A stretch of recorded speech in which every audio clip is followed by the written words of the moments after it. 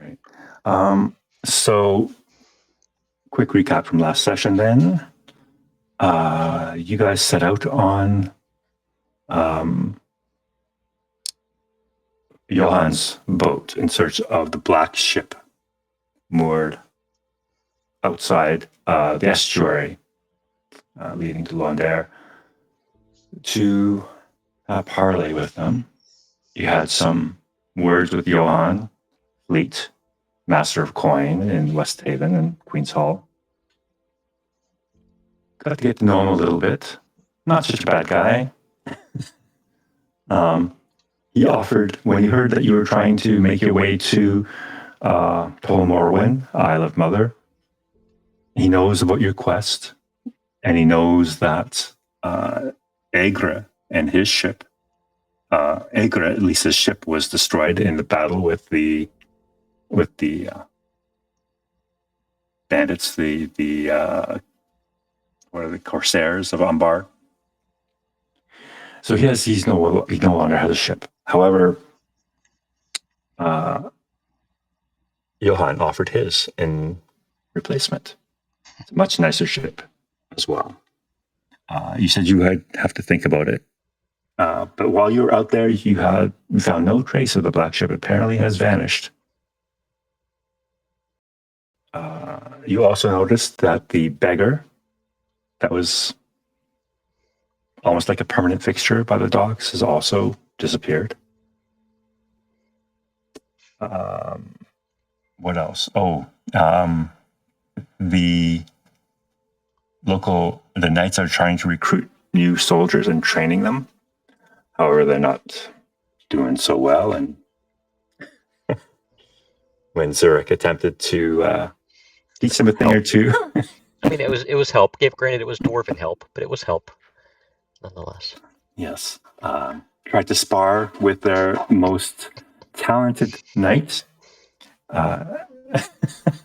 Broke her arm and totally embarrassed her in front of the recruits. Well, she had heart. She did okay. Was it a break or was it a sprain? We're not sure. It was not sure at the end of the last session. That's true. It was her shield arm was shattered. At least the shield was shattered, and her arm. There's even 15 points of damage there, sir. That was a pretty hefty blow. So Dame Eshel retreated to Queen's Hall to get attention to that, and what's his name? Haldane, the new captain of the guard, has asked you to refrain from helping any further, that they are not ready for your advanced tutelage quite yet. All right, so that night you were supposed to reconvene, have a second council with the Queen to determine what you want to do as a group. Now that the immediate threat of the black ship seems to have disappeared, what is your role? Are you going to stay here and help train and shore up the defenses of West Haven? Or will you proceed with your quest? And if you do proceed with your quest, how will you do so? Will you take Johan Fleet's offer of taking his ship up the coast to the Grey Havens? Or will you travel by land? So just a quick question before we answer, before I think somebody else will answer that, because I'm just a lowly hobbit. Right now, Eucaliel was with the Queen, so something has gone on there. We're not going to be aware of that until some point in the future. But right now, the answer that we need to give really depends on whether we're able to find more clues as to what's going on here. So is there any opportunity for a stealthy action to try to get on board Fleet's ship? I'm not trying to drive the narrative here, but we really do need to know that. And I think we lost an opportunity to do it that first night before we got on the ship that morning. But that's, neither here nor there at this point. So Before we answer her, is there any opportunity for stealthy action to try to find more clues? So that will be challenging. There's obviously you can. His boat is never unoccupied. There's always people wandering around on it. But you can certainly try. You have probably a few hours to kill between the time you arrive back in West Haven and when you're scheduled to meet. I'm just going to be sending you, Kelly, a link to our game here so she can watch the streamed version live.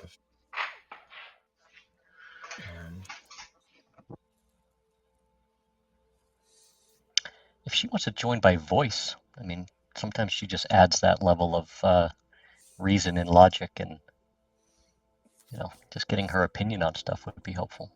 Or even just to text in, if possible.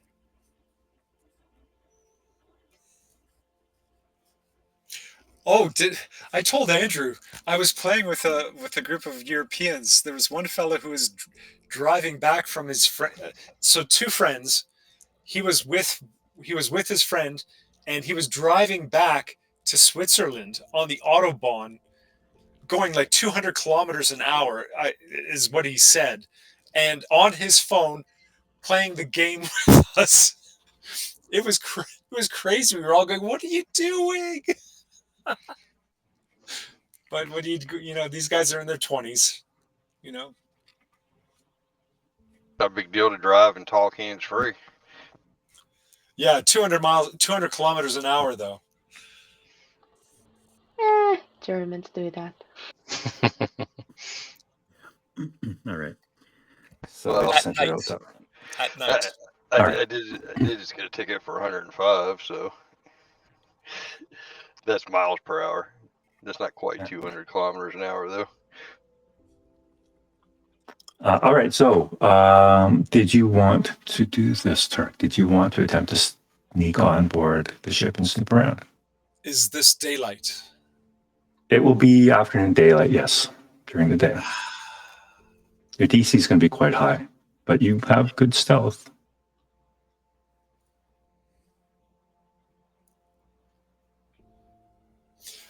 Can we have a scrum? You certainly have the time to do so if you like, yeah? What do you think, guys?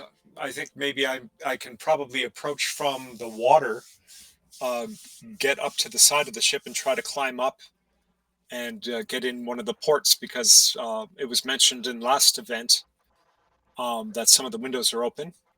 Turk's just a little hobbit, man. He should be able to squeeze in. Remember I mentioned that the windows were only like this big. You're not that small. You know how a mouse can get into the smallest hole? Because they don't have any bones in the skull.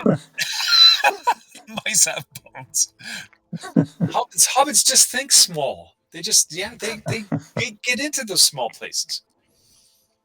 I don't know. I did ask you guys to try to get information on him before the meeting tonight. So yeah, I'm for it. Zuric, go for it. Okay, yeah, it's not you. And your getting information is dependent on what we say at the meeting. So, I mean, if you can't get anything, we're kind of stuck between a rock and a hard place here.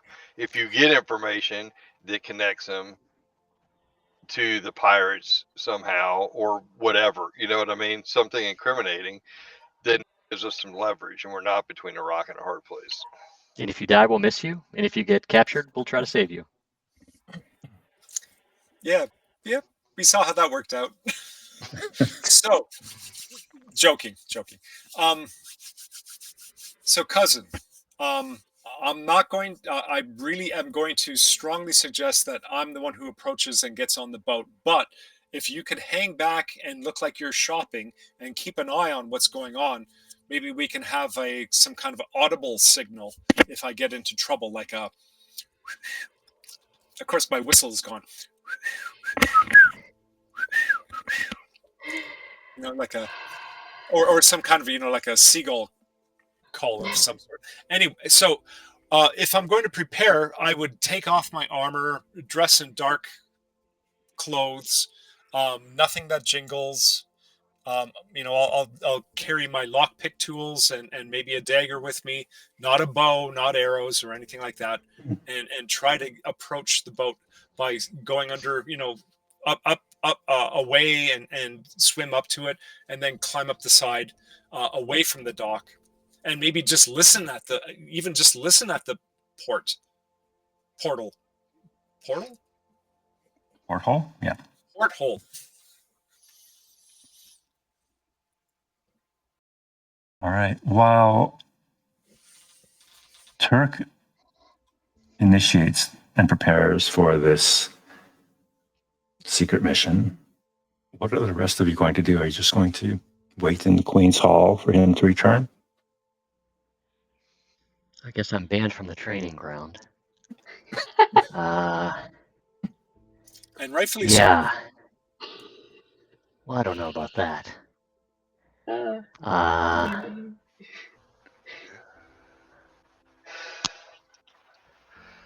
I'll think I'm just gonna wait. meditate. Yeah, some self-reflection sounds good. Maybe I'll shore up their flying buttresses on that cathedral building I'm looking at there. See if I can curry some favor back with them. There's no shortage of stone work required here. Yep, I'll get to work. Just making defensive structures, not just... Yep. Yeah, good idea, yeah. Shore it up as the last resort if they all have to huddle in this cathedral-looking building. Make it as sound as it can be. Of course, it looks like it has a thatched roof, which is... It does have a thatched roof. Flaming arrows. Yeah. The whole roof structure, this building didn't have a roof for the longest time, so they just kind of put this thatch roof on, and they used whale bones to help as the beams. So, all right. And Goldie, what are you up to then? Are you going to accompany Turk? I am going to go to the dogs, I guess. And paying attention, I do want to be maybe approaching people and talking, and I kind of want to get more information apart from the fisherman that I talked to. Maybe see if I can find someone around the docks that knows something about the snake, something about the black moss. Try to gather as many rumors or things as possible without leaving the fleet ship area and paying attention to it. But, yeah. All right. I'm going to start with Zuric. Can you, as you try to make yourself busy, there are some like rocks kind of just hanging around outside, and you look at the structure of this cathedral. It's old, and they've done what they can to shore it up, but it's clearly not to dwarven standards, and certainly not to your own personal standards. You see areas of improvement, weak mortar, weak joints, and you get to work. Can you make a stonemason check? I think you have stonemason and tools, don't you? I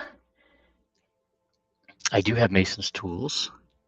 What skill would that be? What skill would that be? It's more like an attribute. So which attribute do you feel would be most relevant? Strength.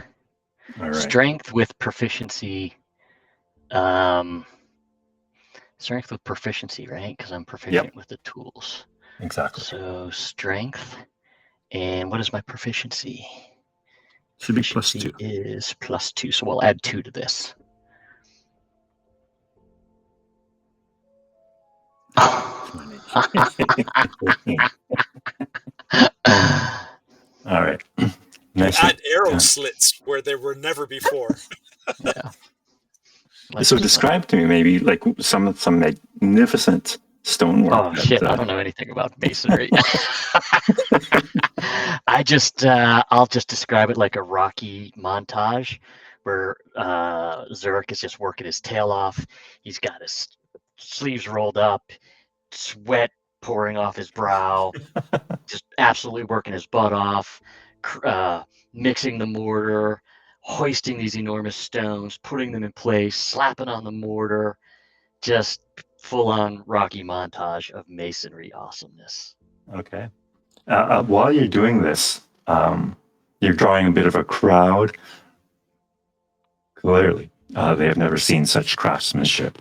And every stone you carve and you work with fits like perfectly. Not even half an eighth of an inch. It's just, there's not even. You don't even need mortar. That's how good these stones fit one another. And yeah, you make Earn a little short bit of their work. respect back, earn a little bit of their, their love after taking out their soldier. Yeah, just trying to get back in their good graces. All right. Yeah. So people are in awe. And one individual kind of comes up to you. It looks like a chambermaid. Walks up to you kind of sheepishly. Just kind of hangs back for a little bit while you're hammering away, shaping the stone. And you notice her just kind of standing there, and you can clearly tell she wants to talk to you, but doesn't want to interrupt you. I'll turn and wipe my brow and glare and say, "What do you want?" She looks very shy all of a sudden, very sheepish, and just kind of bows and says, "Excuse me, Master Dwarf. I couldn't help but notice your incredible work. Would you happen to be from the Blue Mountains?"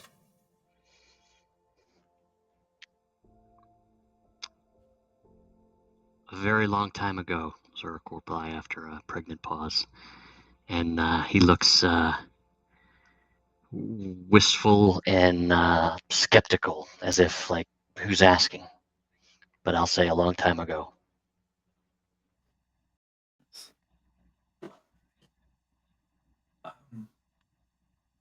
So you aren't part of the merchant caravan that frequents West Haven every month or so, then? No, but I've I was heard just- about them. And she looks a little disheartened when you say that. And, well, I was wondering if it wouldn't be too much of an imposition, Master Smith, or Master Mason, if you have the time, my mother's home down near the shore, it is in a state of such disrepair, and we were counting on the last dwarf caravan to come with supplies to help repair it, and perhaps even the skills of the dwarves to mend the broken walls. There's such a terrible drought, and when it rains, we do our best. We hang grapes and whatnot, but it's no place for an older woman. And I'm afraid she'll fall ill if we don't repair this wall. I have coin to pay you. Not much, but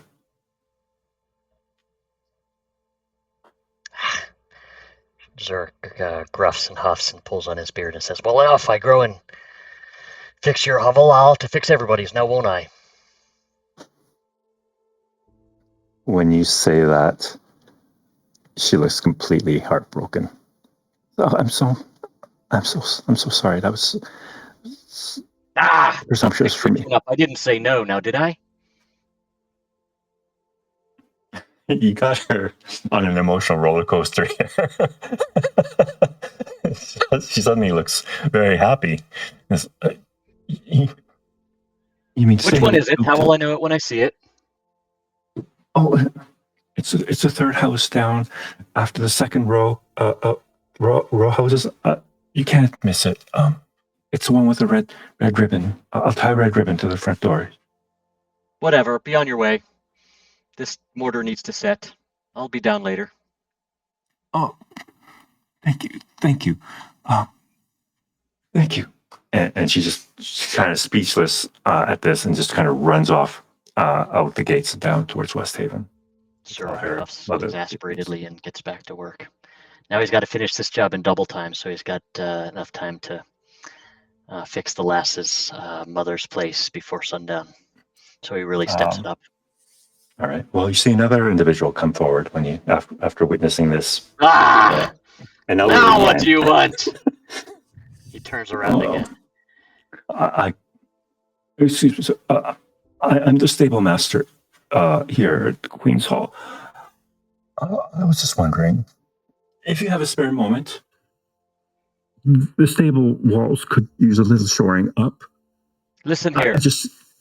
Go get a piece of slate and find some chalk and put your name on it and put number 2 next to it. Oh, of course. And you can see almost like a queue starting to form. Talk to you and says, "Now you heard the Master Mason. I'll get a piece of parchment. Hopefully that will. Oh, would you prefer a slate? A slate and chalk? Is that how you prefer? I'll get a slate and chalk. And I'll organize your time. Master Dwarf is very busy. Please do not disturb him. If you have interest or require his services, please come see me." I dub you my apprentice. Go build the list, and I'll get back to work. And you can see immediately about a dozen people kind of swarm this guy and with their requests for your help. Very good. As long as I can get back to work. What's your name, by the way? Oh, I Laddie. don't have a name for him. Oh, he's an older man.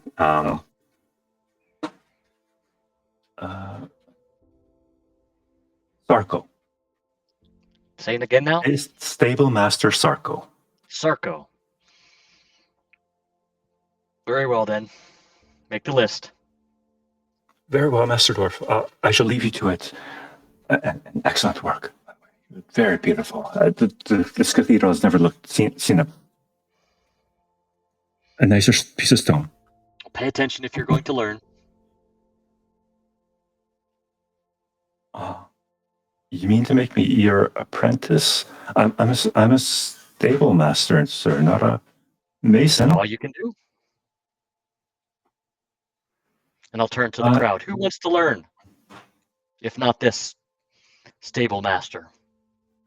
You see a young woman kind of raise her hand, and Sarko kind of turns to her and says, "You put your hand down. You're my stable. You work in the stables with me. Sure. You don't have time to work on this." Grab the slate out of Sarko's hand and hand it to the young lass. You're hired. This young girl probably is maybe 13 years old. Doesn't matter. Gotta start somewhere. All right, child labor, nothing like it. No child labor laws back in Tolkien time. What's her name? All right. What's your name? All right. Roland? He's got a whole family here. 1 second.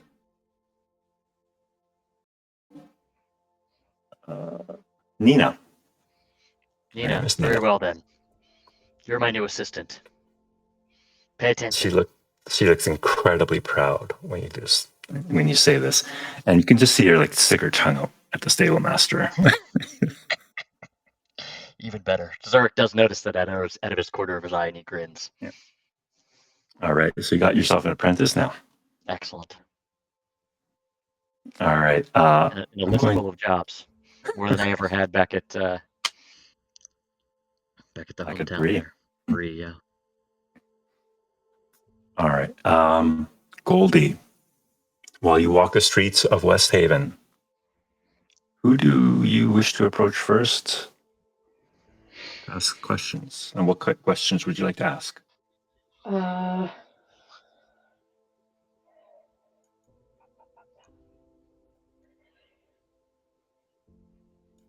If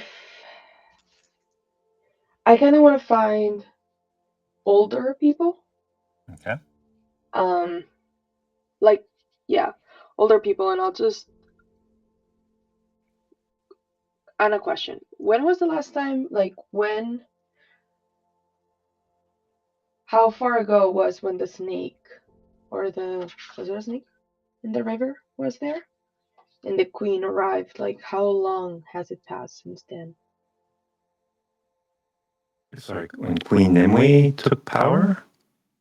Didn't she take power because she killed the snake? Yeah, because she got rid of the serpent, sea serpent. Or the serpent? Yeah. So if we don't know that, I want to find someone and ask them. Like, Okay. how long ago was Kim Nimue? Like, when did she arrive?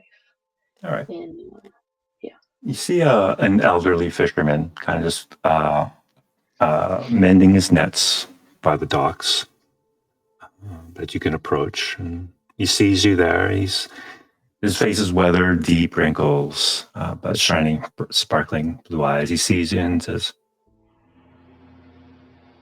"Hello, Lady Hobbit. How can I help you tonight?" Good evening. We're just, well, I guess you do know who we are. My name's Goldie. I was We've gotten here at a very, what seems difficult time for everyone, and I was just wondering if you can give me, like, if I could talk to you, like, story about the town and things like this. I like to collect stories. That's what I do best, I think. And I was very curious about the queen. She seems fair. I want to know if she's fair to everyone. Queen Nimue. Yeah. We're lucky to have her. She's a good one. The council before her, corrupt, greedy, driving this town into the ground, but since Nimue took the crown, things have gotten so much better. He kind of waves his hand as the docks are thriving. Our nets are full. We have trade. And we have security. Well, had security until recently, and she's fair and kind. That's good to hear. How long ago did she arrive? Well, she grew up here. She's one of us. Daughter, in fact, I knew her pa and ma. Oh, that's very interesting. And they say, and again, I'm just listening to stories. They say she slew the serpent that was hurting the town. Yes, it was. What was this? This was likely 5 years ago now. Yes, there was a plague in the sea just off the coast. Every time our fleet of fishing boats went out there, one or two would be swallowed whole by this enormous creature until it got to the point where everyone was too frightened to go out there. People were willing to starve before face that terrible beast out there. Now the poor girl, her parents were amongst those that were lost to the serpent. And she saw the plight of our community. And she bravely went out there on her own, and we thought her a fool. Was something of a death wish. Perhaps she wished to join her parents in their watery demise, but the next morning we found her washed ashore. And beside her was the carcass of the serpent.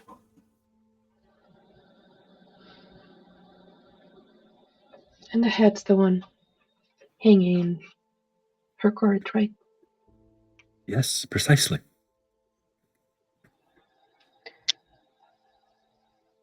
And I will whisper, I've been hearing that the serpent might be back, or a serpent might be back. What do you make of that?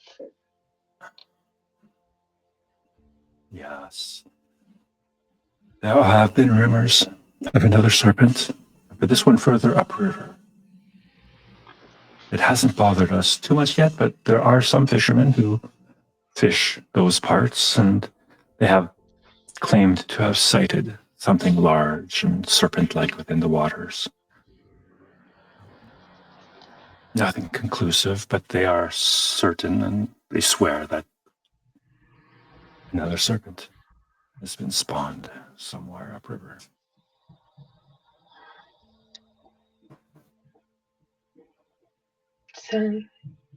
Sounds like bad fate for a town of good people.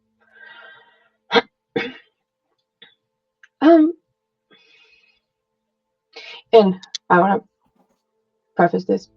I want to be paying attention to Fleet's boat, like as much as possible. Just making sure it's on side, making sure the people are not buzzing.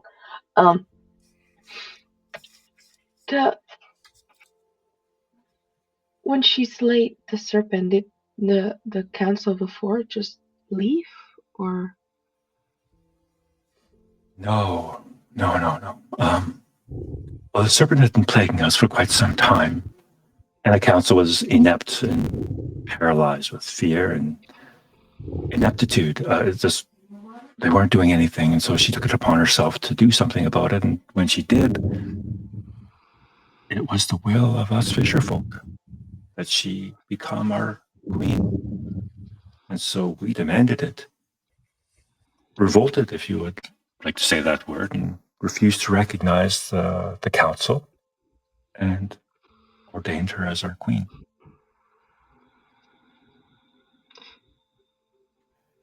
That is very brave of all of you.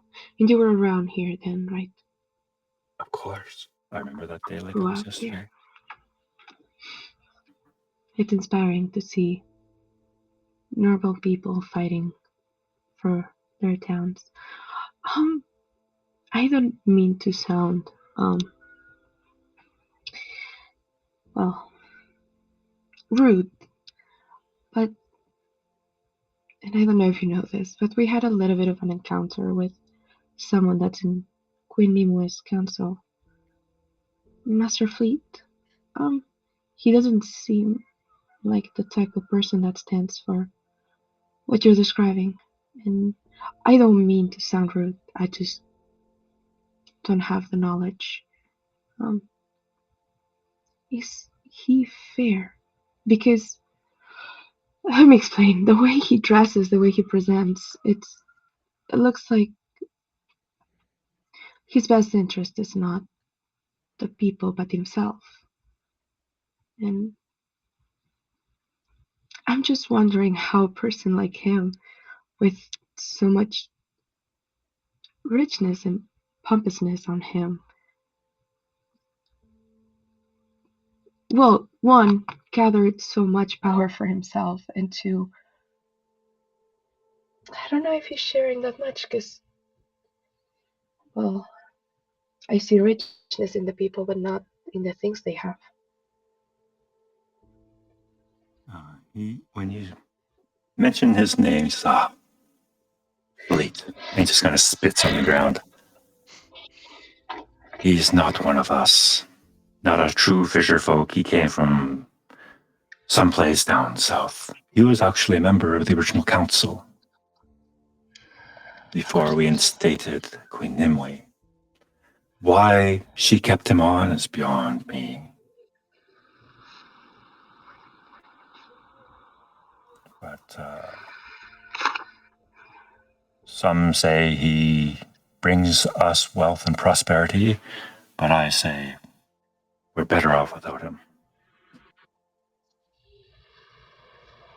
Yeah, I don't to be sharing much. And I'm gonna be looking at around. The people that work for him, are they from here? Most folk on his ship are, yes. He does bring some from south, from Umbar, where I believe that's where he trades most.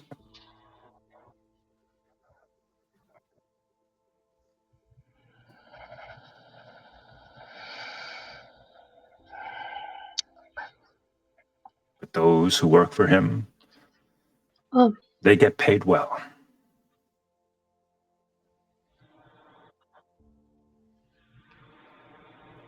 So you'll see a number of younger folk. The young ones, the next generation, they'd rather throw in their lot with him for easy coin than do an honest day's worth of fishing.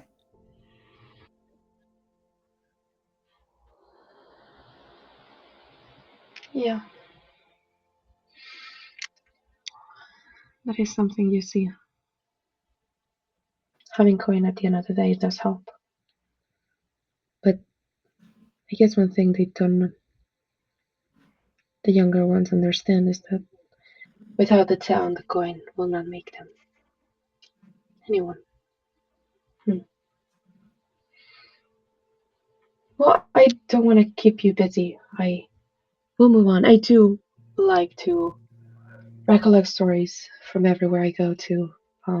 Is there anyone you think I should talk to? Is there anything else you'd like to share with me? I don't know how long we'll be here, but I do want to, well, be able to share about the good people of this place, our home. Oh, you and your friends made quite a splash since you've arrived in town, let's just say that. Yeah, a little bit. Now, there's rumors abound amongst the common folk here about why you're here, where you're off to next. Some look upon you as ill omens. Others are more curious, perhaps like myself, and there are others who might resent you. Strangers arriving in our town and guests of the Queen in her mighty hall. And all that. But there are rumors and that you are to travel north and that you are seeking passage.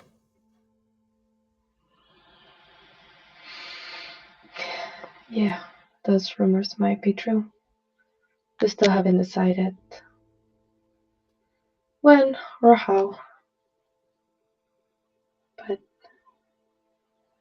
it does seem like our story might be taking us north. Well, I hope wherever your story takes you, the winds are fair, the skies are clear. I will dig in my backpack and try to get like a pastry from the morning, because I took pastries from, and I'll just like, this is a hobbit costume, and I haven't encountered many good folk in my travels lately, but when I do, I like to share this part of me, and we like to share food and stories. You gave me a story, so it's only fair, and I'll just give him food, like a pastry or something, whatever I took from the table. Okay. Well, he looks at your pastry and pauses for a moment and says, "Now we have a custom here in West Haven too. That if you're to offer food, you must join me at my table.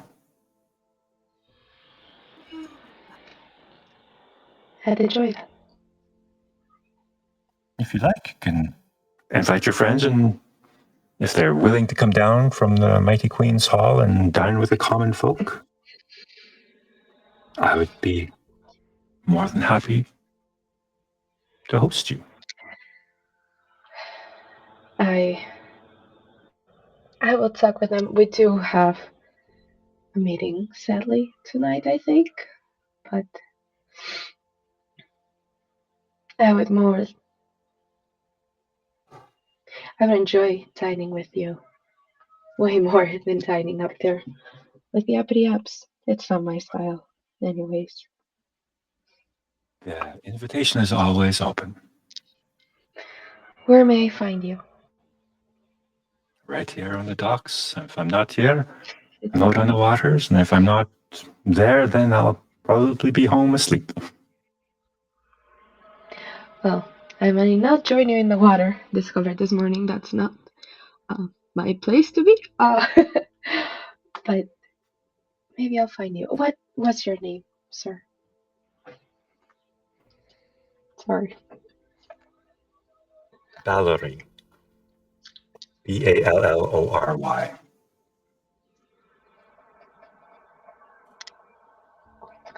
Okay. Well, thank you so much for your time and your stories. I hope good health for you. And you too. And, This tips us out to you. and I'll move on to whatever's next. All right. As long as Turk's not in sight, I'm gonna stay there. All right. Actually, I'm going to get the Turk now. Turk. You are. How would you like to approach? What was the name of the ship again? Nimwe's Grace or something like that. That sounds right. Yep. Um, if leaving it up to DM entirely. When we went on board the ship, that would have been earlier in the day today. Yeah, that you got on first light, and you guys spent like all morning and into the afternoon just going up and down the coast looking for them. Okay. And during the night, as far as we know, did it rain? The previous night, before we left, before we got on the boat. Yeah, there was a slight drizzle in the evening, but it cleared up overnight. Okay. I don't want to make this a retcon kind of thing.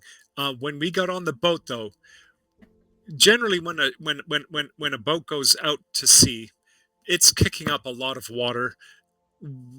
Were the decks dry or were they wet? In the morning, before you left? Yes, when we first got on. No, they were spotless. Okay. So yeah, so that's indicating the ship probably hadn't gone out that night. Then. That's true. Yeah. Okay. Thank you. Yep. Your question was, how am I approaching this? I'm going to take off my armor because I think that's a smart thing to do. I'm going to be in bare feet, try to wear drab colored clothing, if not dark. I'm sure I've got stuff like that from when I was a dung farmer, and maybe wrap something around my face, wrap my sword up, but have it on my back, have a dagger at my side, and tools at my belt if I need them, and sort of slip in along the shore and make my way up to the water side of the boat, not the pier side of the boat. Make your first stealth check. And I'll say it's with advantage because it is through the water.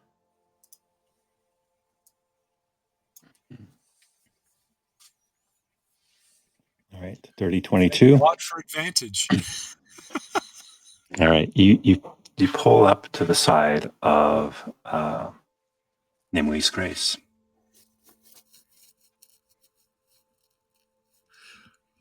I have tree climber skill.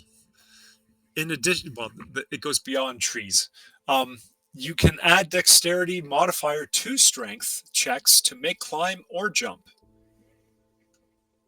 All right, so you're going to try and find some way to climb up the outside of the ship. Okay. Yeah. There's usually rub rails on larger ships that they should offer some kind of grip. Often there are ropes that sort of hang down from the sides, cables, that kind of thing. Yep. So There are some ropes that hang down. They usually use them like to scrub the, like take the barnacles off and that kind of stuff off the sides. Go ahead and make a strength check. I'm going to say your DC is 15. This is a climbing check. And it would be an athletics check for it, sorry. And you get to add your dex bonus to that. Okay, so I'll click on. So in this case, athletics, Yep. but at +3 then. Yeah. Okay. So how do I add +3 to that? Or we'll just add +3. Yeah. Okay, fair enough. Thank you. Oh.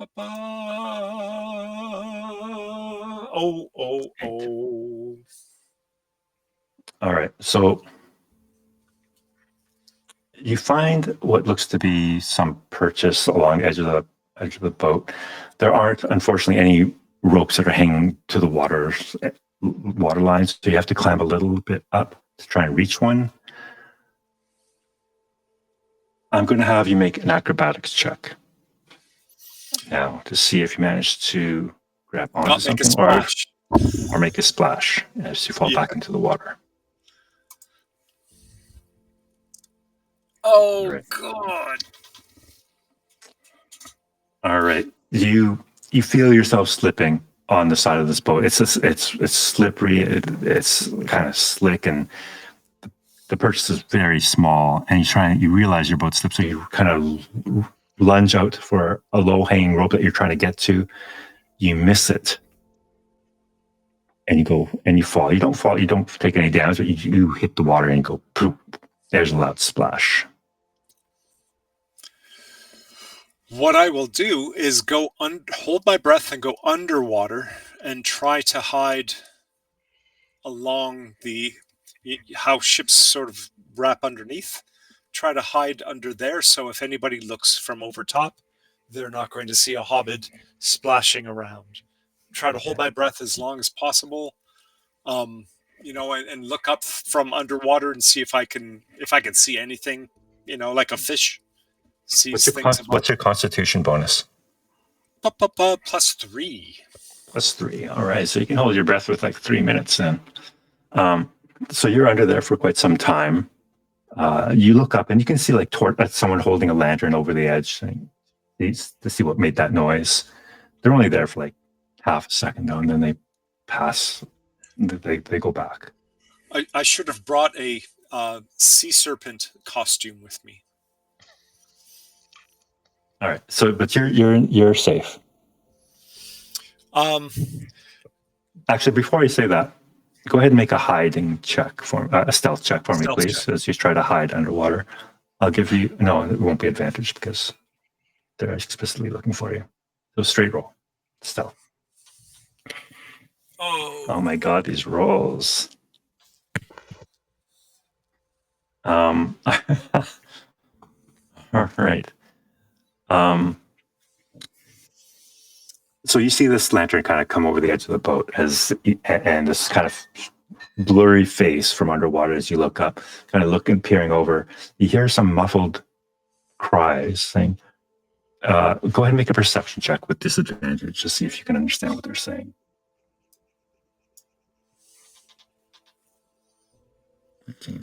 You can't really make out what they're saying, but the guy does not leave. He's standing there, and then you see another face look over, and they're pointing directly at you. At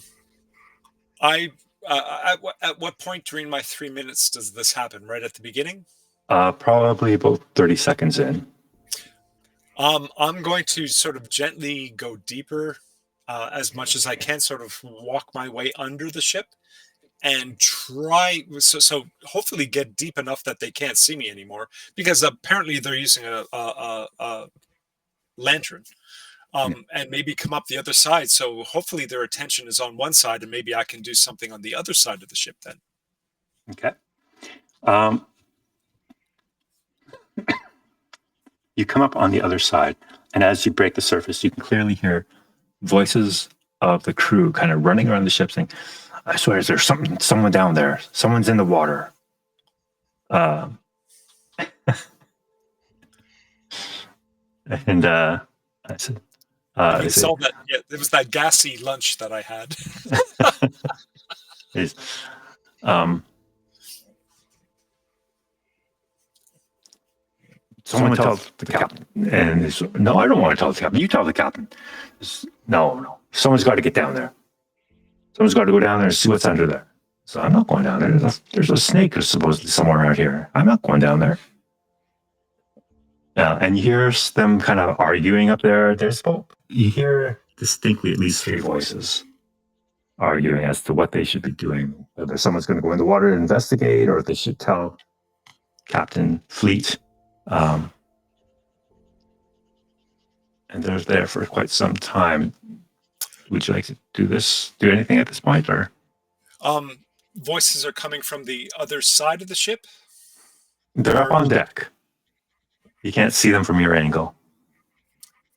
I'm going to try to do this all over again, but on the other side of the ship. Okay. I will tell you your DC has gone up because they're alerted. No, got it. Yeah, Okay. I'm sure. So for climbing first, right? Yeah, athletics first. Yeah. So athletics with a +3. Yep. Right. Oh my God!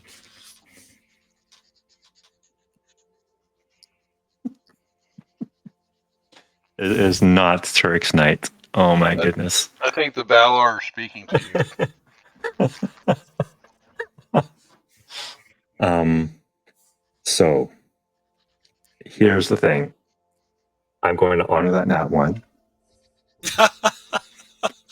and say, yeah. Again, you try and climb up.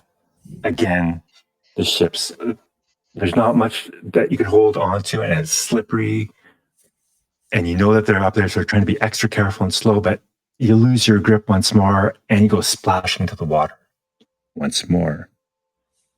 But while you're underwater, can you please make a perception check? Some kind of big pike is down there. Perception. Now you're going to get the 20.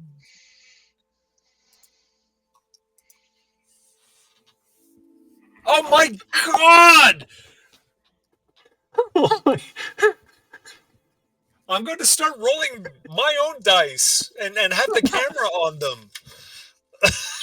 Oh my. Not a good night for Turk. Not a good night for Turk. I'm going to roll a die here. I'll roll here. This is going to get interesting, isn't it? Cousin! You're underwater. How are you whistling? You're serpent bait, buddy. What is your armor class without your armor? God.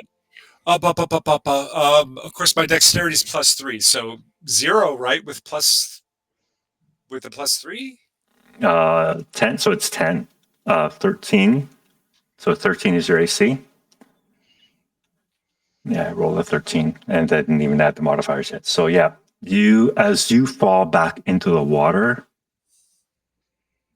and you're just kind of trying to get your bearings once more from that sudden impact and plunging into the water a bit more, you feel something coil around one of your legs.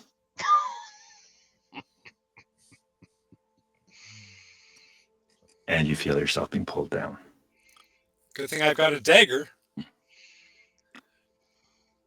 All right. Or did you want to go to another person at this point? I'm going to go to another person. I'm going to go back to Goldie, because you've been keeping an eye on the ship as you've been talking to this elderly man. I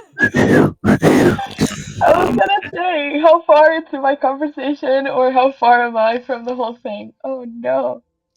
So as you finish up your conversation, and he just declined kindly his offer of dinner, you look up to the boat and you can see a number of crewmen kind of running around, and you can hear them. Actually, make a perception check to see if you can hear them.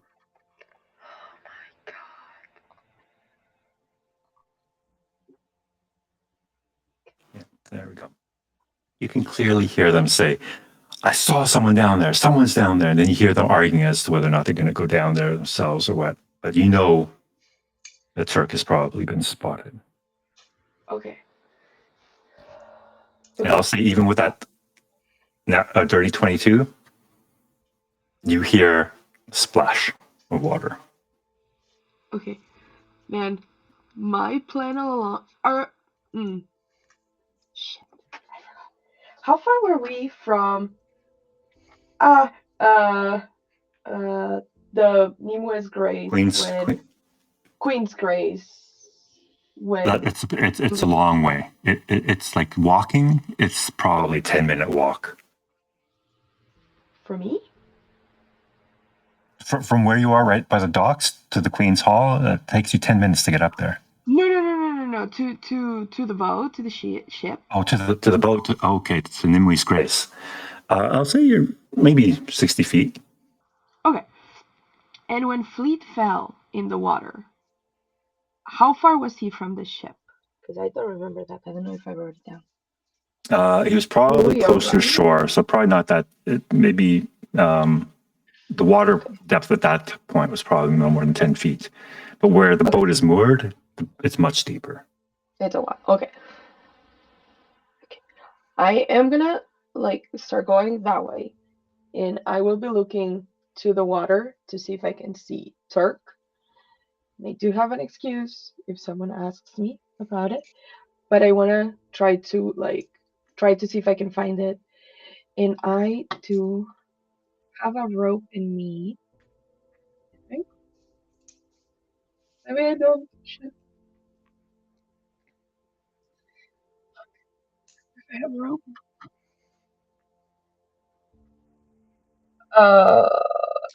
If there are ropes around, I'll try to keep one in ice distance. Okay. So I can grab it, toss it the moment. Okay, yeah, there's plenty of rope around to moor off boats and whatnot. So yeah, you can find a coil of rope. I need you to make a perception check with disadvantage, so if you can, as you race up the dock to see if you can see him. So I'm still gonna be a little great. And say shit. I do want to be a little. I heard the splash, so I'm not gonna be that conspicuous. I just wanna keep an eye on them, make sure they're not shooting in the water, and go in that direction. And Okay. I don't see him. I don't see his Yeah. Well, with the splash, you can see a number of crew members kind of rush over to that side of the boat where the splash was heard, and they're looking over the side, and you can just you're practically right there. And you can just see them up there, looking over the same spot you are. What was that? Do you guys hear that? What was it? I've heard there's things in the water, and I don't like the water. You saw me earlier. I don't want to. Who was it? All right. They're saying, hold there. Don't move. I'm here.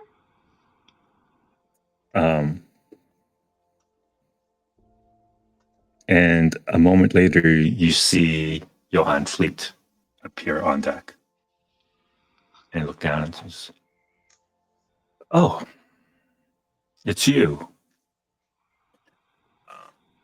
What do you want at this time? We are not scheduled to meet for council for yet another hour or so." I was just around the docks talking to the people, and I heard some bickering from your guys, and I just wanted to know what was happening. I am a very noisy person, as you know. I just wanted to hear. I don't know, you're in trouble, Turk. Shit. I'm going to actually jump back to Turk for a second. Turk, you feel something wrap around your leg and pull you deeper. Initiative? Oh, you can act because they got. Yeah, let's do initiative. Let's do initiative. We'll just roll here. I'm not going to go into combat mode. We'll just roll. Okay, so you want Just me roll to your- make a die 6 then? roll your d6, your dexterity. Okay, so do a dexterity check. Yep, it's an ability check. That's what your initiative is. All right. God, that thing got 18. Holy smokes. All right. So you are being pulled down and deeper and away from the docks. And you can feel now, and it's gloomy darkness down here. You don't feel anything like suction. This is a snake. Something has kind of grabbed you and is pulling you down. And you can see through the gloom a massive snake-like face come and try and bite you. So it will have advantage on the attack because it's got you in its grasp.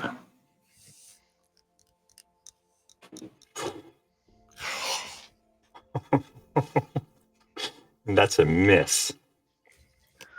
It snaps at you, and you can see this thing is quite large. It's not quite as large as the serpent in Queen Nimwe's throne room, but it's bigger than, it's like a python type size snake, and this thing's trying to grab you or bite you, and it misses miraculously. What would you like to do? Just for color's sake, do I have a sense of how big the snake is in diameter? Like, is it like the size diameter? Yeah. That's probably about a foot in diameter. Okay, that's pretty big. Big enough to swallow a hobbit. Yep, sure is. Okay. Okay, so currently one leg, two legs wrapped up. One leg wrapped up. You're effectively grappled, though. If you want, you can spend your action to try and break free. That would be a strength check. Or use an attack. Or use an attack. 1/4, right? yeah, very much. Thank you. I needed to know that. So, at this point of my 3 minutes of holding my breath, we're just at the beginning, within the first 30 seconds or so. Yeah.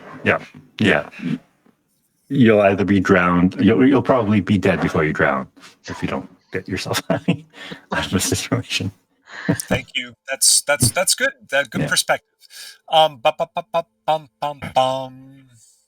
Now, because I am quite literally the animal, the creature is in contact with me.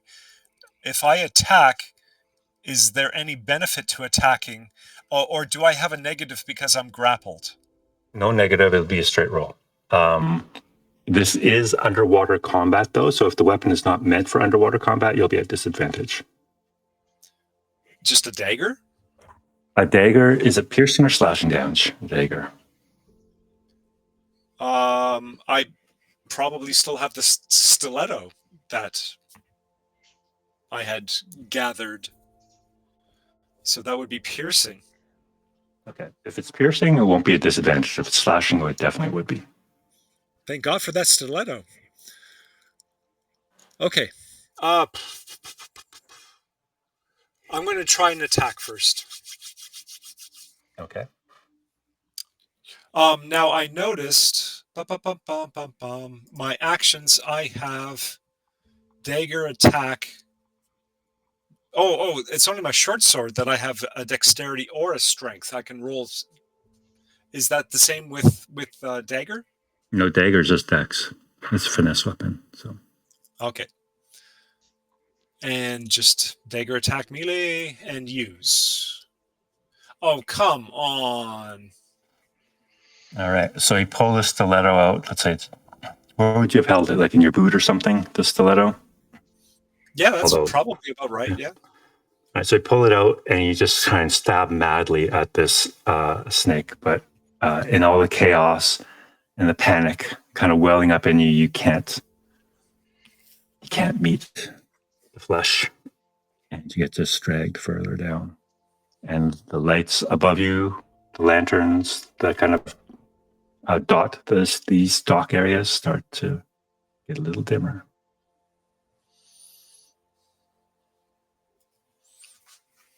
So creature gets to attack. I'm just going to roll a die here. Oops. Going to be a disadvantage. Okay.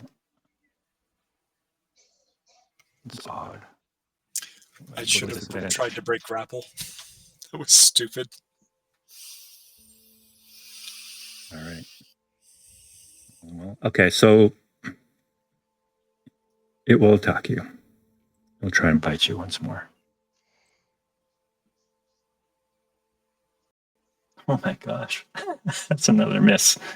But I'm rolling with advantage too. Yeah, so it's that's another miss as it starts to snap at you. Turk, you've spent 2 of your 9 lives here. Halfling luck. Just to interject for a rule type thing for a moment, Andrew, if you don't mind. I know this is not within the rules of 5e, because normally when you're grappled, you're at disadvantage, but because it's only got his leg and doesn't have his arms, he's not actually at disadvantage. I know it wouldn't necessarily be at advantage by the rules, and I'm not saying it should be, but should he get some kind of a bonus to be able to hit the snake that's wrapped around his leg? I mean, That's it's kind of what I going was for a asking as well. stationary object. I mean, it's It's already not going only- to be It's body. not going to be churned around as well. Yeah, it's not stationary, not at all. And when you're in the heat of combat, things move. You're underwater. You're disoriented. It's dark. No, it's not. Okay, no, that's fine. I was just inquiring. That's all. Yeah, if it were in fact stationary, you're just held there by something. Yeah, it would be clearly advantage. But it's not. No, I agree, and that's why I asked as well. But I certainly see the other side. I'm going. If it's my turn, I'm going to try to break grapple. Then. Okay, go ahead, make that strength check.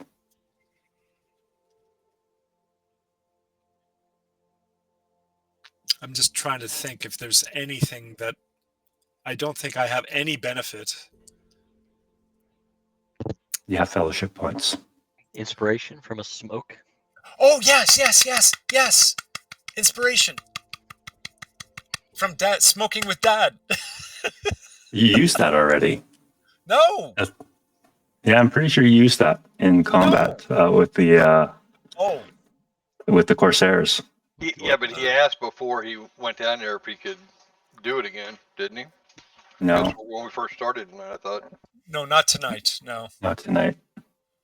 Not that I recall. Not since you have arrived back on shore. I don't think you've had the opportunity to smoke again. No. Maybe I lit the pipe up over my dad's dead body before leaving it with him. No. Oh, no. I was going to say, we smoked the night of the burial thing. Or I did. But it's only one per long rest. So we had a long rest by then, and you already had one, so you cannot. Because I do have it from that. Okay, you could have 4 fellowship points though. And with fellowship points, I think you need to. Just let me double check that. I wonder. I think it's with advantage, right? Or do you get to re-roll? I forget now.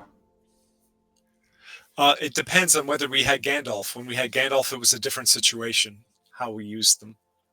Yeah. Oh, shit.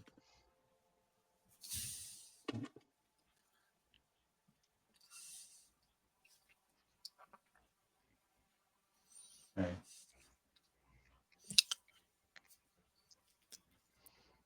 Yeah. So you have, before you roll, you have to decide whether you're going to spend a fellowship point to roll with advantage or not.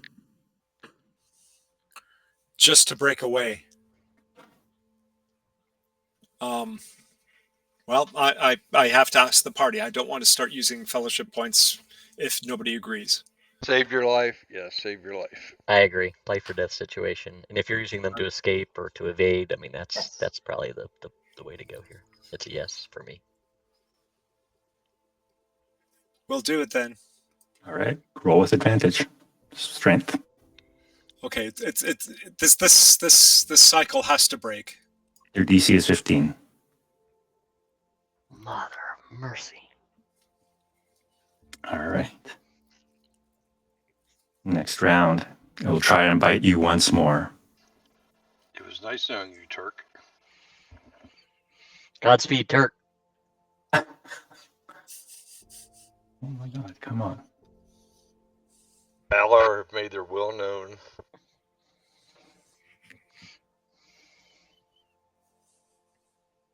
There we go. Holy moly.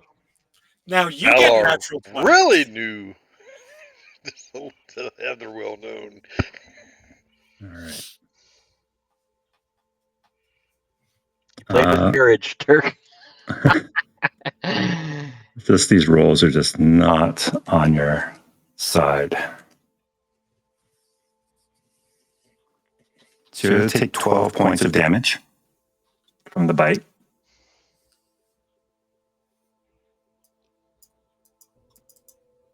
Oh, And right. Down here. I need you to make a Constitution saving throw.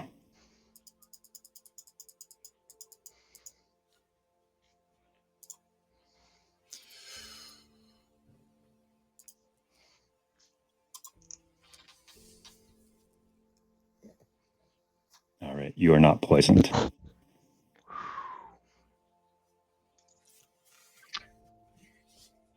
Do I see struggle from shore? Make a perception check for me, please. At disadvantage. It's going to be pretty tough. I'm pretty deep.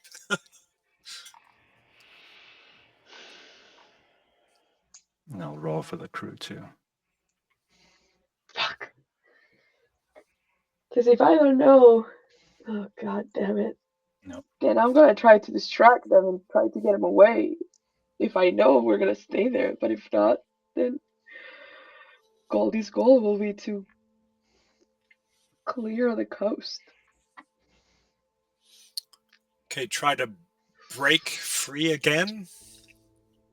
All right. I'm going to use everyone, another fellowship point. Everyone okay with that? Yeah, I would say just keep using them for evasion. Or whatever the word is, escape. Yeah. Letting go. You got this, Turk. Come on. There you go. You manage to break free from the grasp of this snake and start to propel yourself up as quickly as you can away from it. That is your action and your movement. Oh, double. Yeah. So I have the bonus action dash. Yes. So what is your movement speed? 12. It should be 30, right? Is it 30 or 25? 25. 25. So normally it's underwater, it's halved unless you have swimming speed. So 12. So you can move 24 feet up. At this point, you are about 90 feet down.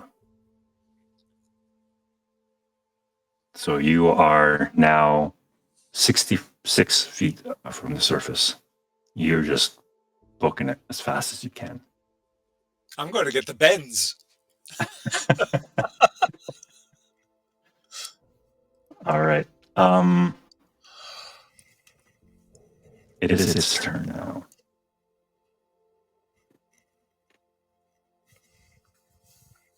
It's going to run around.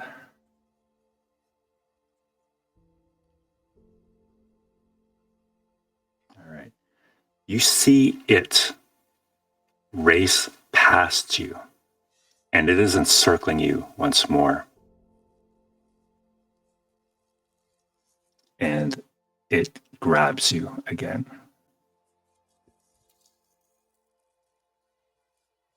It is your turn. What would you like to do? So I am grappled again. It's not a contested. No, it's not. This is if it hits it, it grapples you. Yeah. I'm going to have to try to break the grapple again, which means I'm going to have to use another fellowship if everyone agrees. Otherwise, I'm going to die. I mean, as far as it goes, I mean, we don't really have a choice to try to save your life. I mean, granted, we're probably going to regret this later when we had to fight the Corsairs when they attack our ship when we're headed north, because I know that's what's going to happen. We're going to regret not having fellowship points, but I mean, it is what it is, right? If we die then or die now, dying's dying, right? Yep. Yeah, use it. Use it. All right. Go ahead with advantage. You got it. You break free and propel yourself up another 24 feet. So that'll take you. So double distance is 24, right? 24 is double.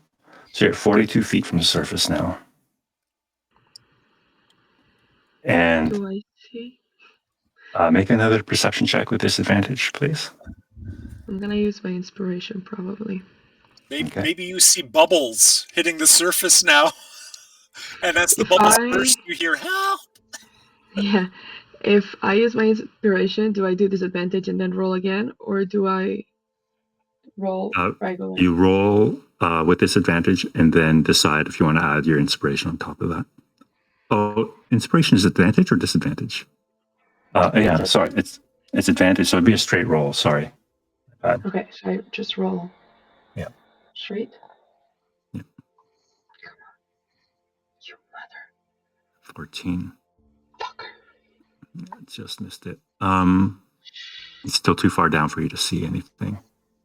But what you do notice with that roll, Agra rowing frantically out into the river in a small rowboat. And he tosses a line over the bow. Turk, what you see coming sinking down towards you quickly looks to be an anchor. It kind of falls right past you, so something you can grab onto, if you like, and to pull yourself up and be pulled up. All right. So what's going to happen now is the snake is going to go. It's going to try and grab you again. So no roll of initiative at this point? No, you went already. You broke free. It's its turn now to try and grab you again.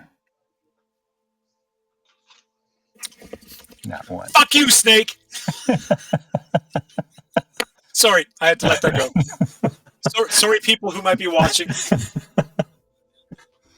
All right, so the snake rushes past you once more and tries to swirl around you, but with this anchor suddenly appearing out of the blue, coming down straight down, it kind of throws it off and is unable to get a grasp on you. It is now your turn. Maybe it attacks the anchor. Nope. But it is your turn. You have your full movement, your action, and your bonus action.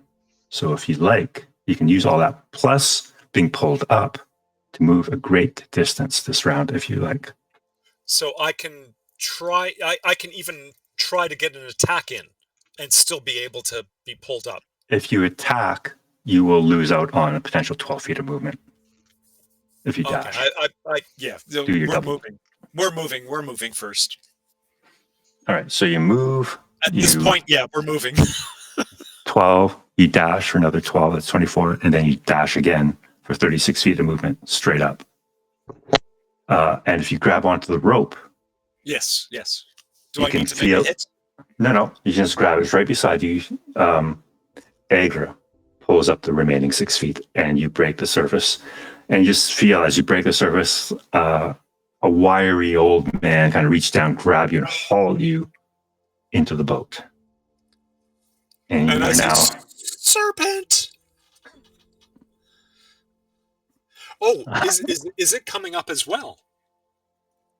What you see is just the undulating motion of a snake kind of break the surface, doesn't bother to attack the ship, and just kind of disappears below the surface again. And as Agra looks at you kind of spluttering up water, looking a little bloody because of the bite, perhaps in your shoulder where it bit you, he says, "Fool of a hobbit. Never go in the water at dark."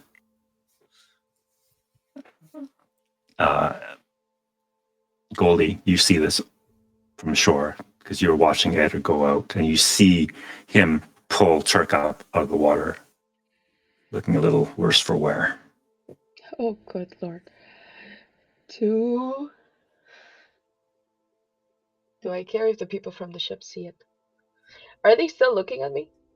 Yeah, they're still looking at you, and Johann Fleet's kind of saying, "What are you doing here?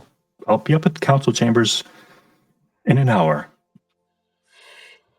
Yeah, again, I was just talking to these lovely people from the town just to have an informed opinion later when we start talking about, everyone's lives. And well, I was hearing rumors and then I saw a splash around here and I was wondering if, what it was. Because I'm not a dog person, but what kind of things live down here? And I'll point as close to me as possible. And he says, "I don't have time for this. We'll talk when I arrive at the Queen's Hall for dinner." And he just disappears. And I'll just murmur, someone that doesn't have time to ease the citizens' or visitors' concerns. Well, and are the guards looking with me to see if we see something? Oh, they saw that their captain kind of dealt with you, and they said, "Okay, problem over. Everything's resolved." And they just go back to their business. They don't really notice Agra rowing his boat with Turk in the river. Okay. And I will just completely freak out and look to see where Agra is going and try to go towards that area. Agra pulls his boat up to shore, drags it up with shore bit, and helps you out, Turk. Shakes his head and says, "What were you thinking?" Master Agra, I can only thank you. I owe you a life. It surprised me. They don't have snakes like that up where I'm from, and I'm a water hobbit myself. I'm a Stour hobbit. Thank you again. I have to tell you, I think I can trust you now. I owe you my life. Right now, I need to see what Fleet is up to. I think he's in league with the Black Ship, and I was looking for evidence.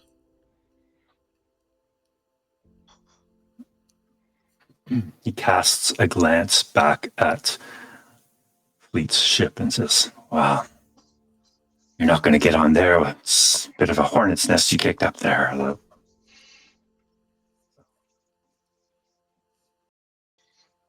I say for tonight, you go home, you get yourself dry, you get that bite looked after. Maybe tomorrow. Maybe tomorrow, sir. Thank you again. Don't be pulling a stupid stunt like that again. I won't be around all the time to save your sorry little ass. It is very small.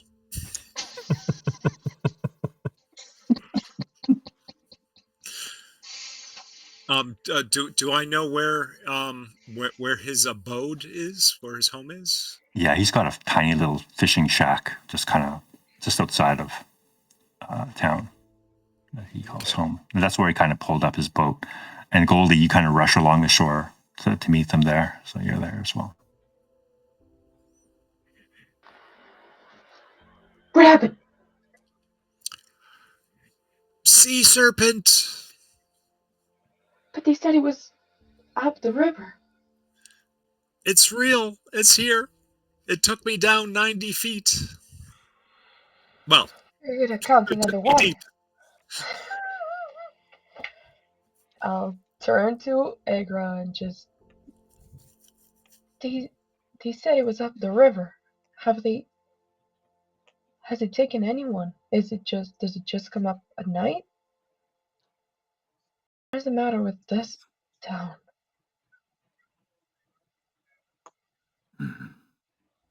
Dark clouds. He kind of looks up at the sky and says, bad weather coming.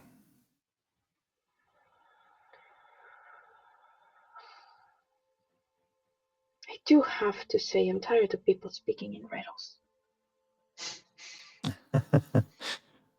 That snake. Just the next thing in a line of bad omens that have befallen the city. The corsairs, the black ship, the murdered boy, the snake. All within the span of, 2-3 days. I heard a rumor of your dwarf colleague breaking the arm of our dame, Agile. Are you here to help? Or bring ruin to this town?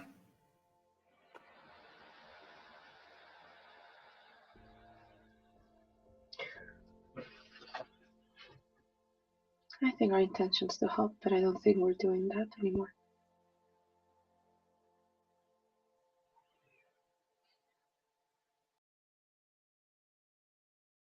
We should leave, but we don't have a way out, and the only way out is that bastard over there. Because he's not going to give us his ship. And he looks at you and says, and he has this, when you look at him, you can both make insight checks for me, please, since you're just kind of standing there looking at him as he talks to you. I'm probably still in shock, but yes, I'll make the inside check. I mean, seriously, that was about as intense of our role play that I've done for a while. All right, there you go. Yeah, that. We're doing great. I just got to see. I'm gonna roll. It said count. I just want to see if this works for me or not. The number of nat ones that have come up tonight. Oh, It's yeah. insane. Well, Throw the good. whole computer It's just away. it's a hobbit's luck. That's all. Well, I All get right, so- bleeding, I'm scared. He just has this wild look in his face, and he bends down low to you and says, "You have to go to the island, and I'm the only one who can take you there. Don't forget that." Then he kind of, my supper's going cold now, and he just kind of turns his back on you and walks into his little shanty. Why is he the only one that can take us there? Why are people telling us not to go in the water? And now this, I trust them. Don't go in the water. It's not safe.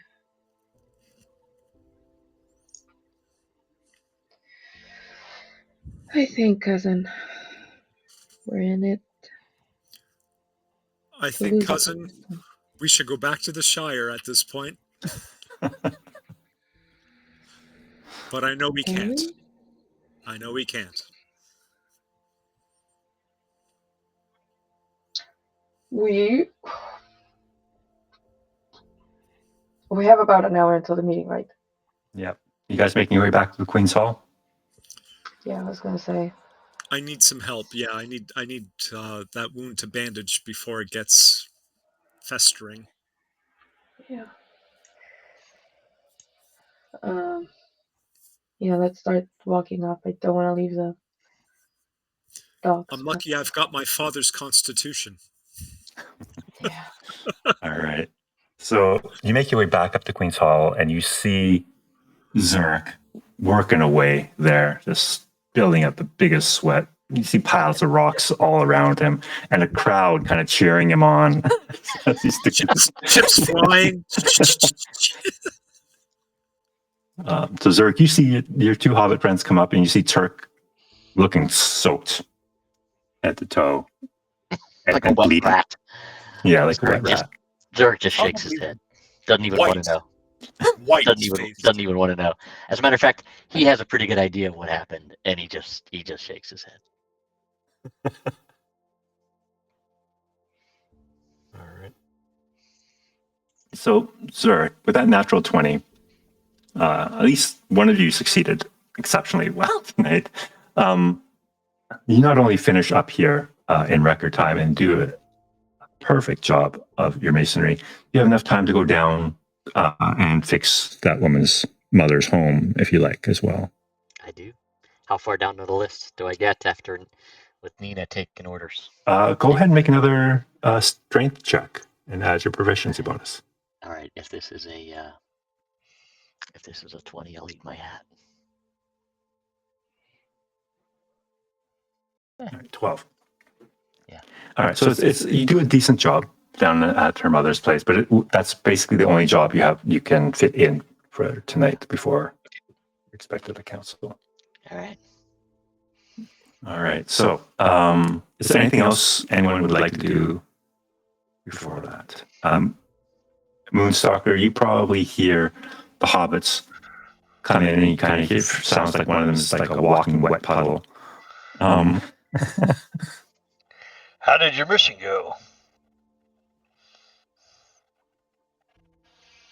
I show him the fang marks.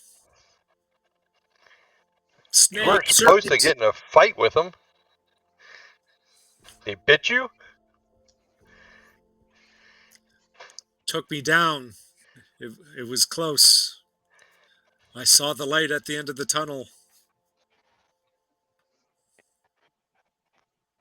What bit you? River serpent. Serpent. Crazy big.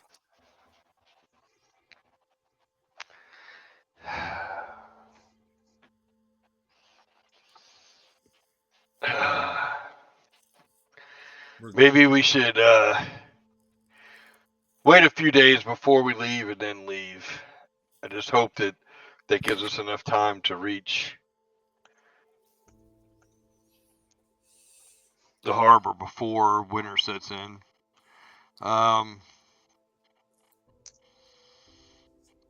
Maybe you and Zuric and Goldie and Lady Eucaliel could try to help the villagers do something about this serpent, and maybe I will ride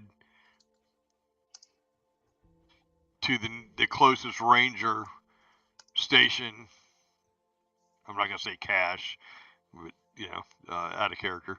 To get word out to help watch the village after we leave. That would take me a few days to do that, and in that few days, you guys should hopefully be able to take care of this serpent, and then we should maybe leave then. Well, we do have a bit of an ally now. Not that we didn't have before, but Agra, I think, is going to help me try to out Fleet. At least he seemed... I mean, he was pretty crusty, you have to admit, but he may be able to help. He may be able to row me up to the boat this time so I don't fall into the water. We'll have to wait and see. I think not tonight, of course, not for this meeting, but I think it may be possible that we've got him on our side at least.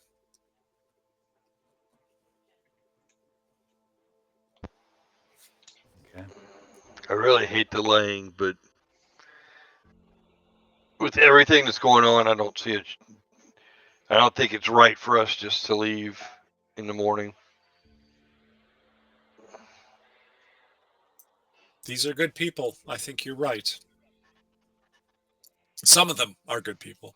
Goldie? Most. So are the people in your shire. So are the people in Bree. So are the people back at the Blue Mountains. Everybody must find their own way or defend their own homes. Yeah. Zuric will take the position that we can't stay and we can't stay here forever. Yeah, there's always going to be a new thing. Depending on who you talk to, they say it's our fault. And I don't think it's our fault. I think, oh, it's just coincidence. I think they have a bigger problem that they think it is, because the rumor was that the snake was up the river, not down here. What if there's more than one? What if killing this one just brings more?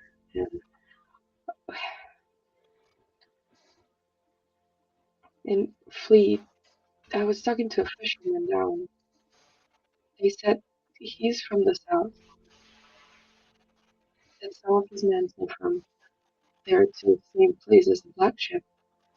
And well, he mentioned that the Council of Four, Queen Nimue, was corrupt, but he was from there and somehow he stayed. I just wonder how he managed that. And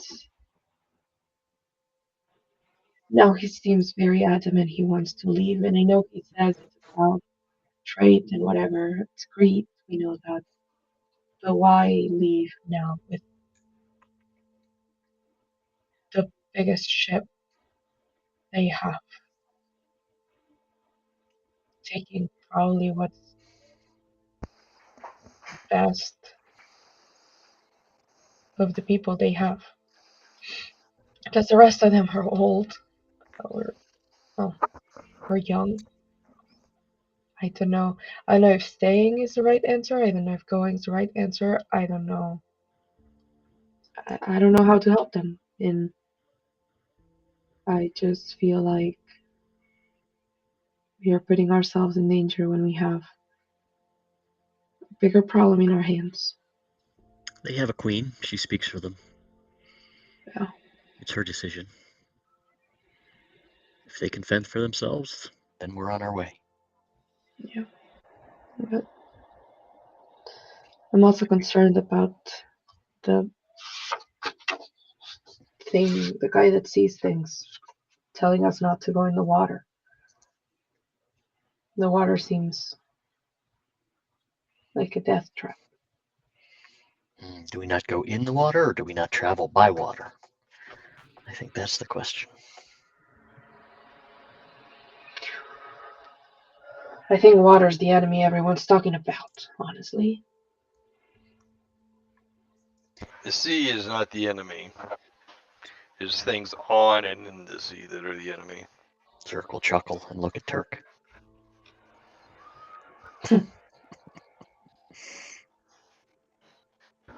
Yeah.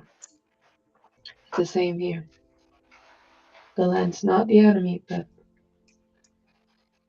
there's corrupted things everywhere, I guess. I don't know.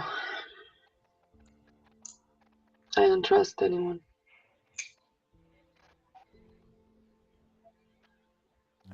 And that's a lot for me to say.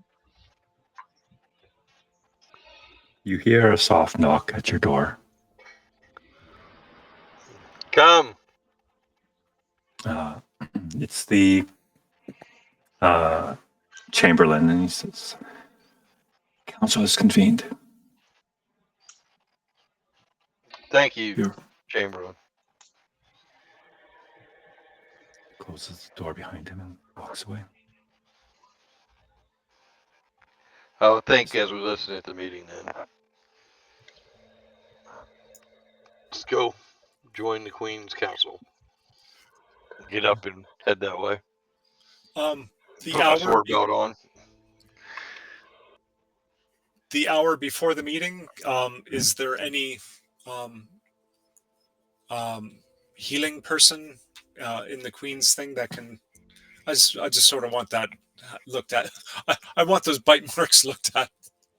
Right. And So they do have the closest thing to it. They don't have anyone who can magically heal or even have the the leech craft. No one here in town has that ability, but they do have someone able to bandage you up. And while you're there, you see Dame Eshel as well. Her arm now in a sling.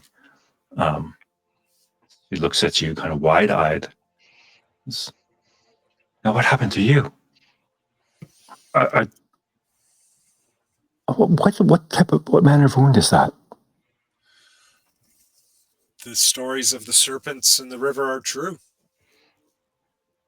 Her eyes go wide. You've seen one. I didn't just see one. And this happened just now by the docks. I'm still bleeding. Yep. I must tell Captain Haldane at once about this. We should warn the good folks not to go into the water. That's a good idea. And she rushes out. So you don't get healed for anything, but you are bandaged up. It won't get infected or anything like that. All you need is a long rest, and you'll get that back. All right. So, and you're summoned to the Queen's Hall. And as you look at this massive skull kind of hanging over her throne, it reminds you of the snake that bit you. It's the same kind of shape, but much smaller than this.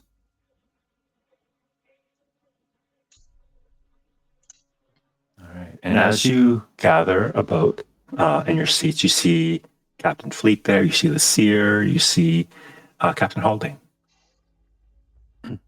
And the Queen arrives, and they all stand and bow to her as she takes her seat. And she addresses you. She looks first at you, Turk, and says, with a very earnest and serious tone, "Are you well, Turk?" I survived, my lady. I survived.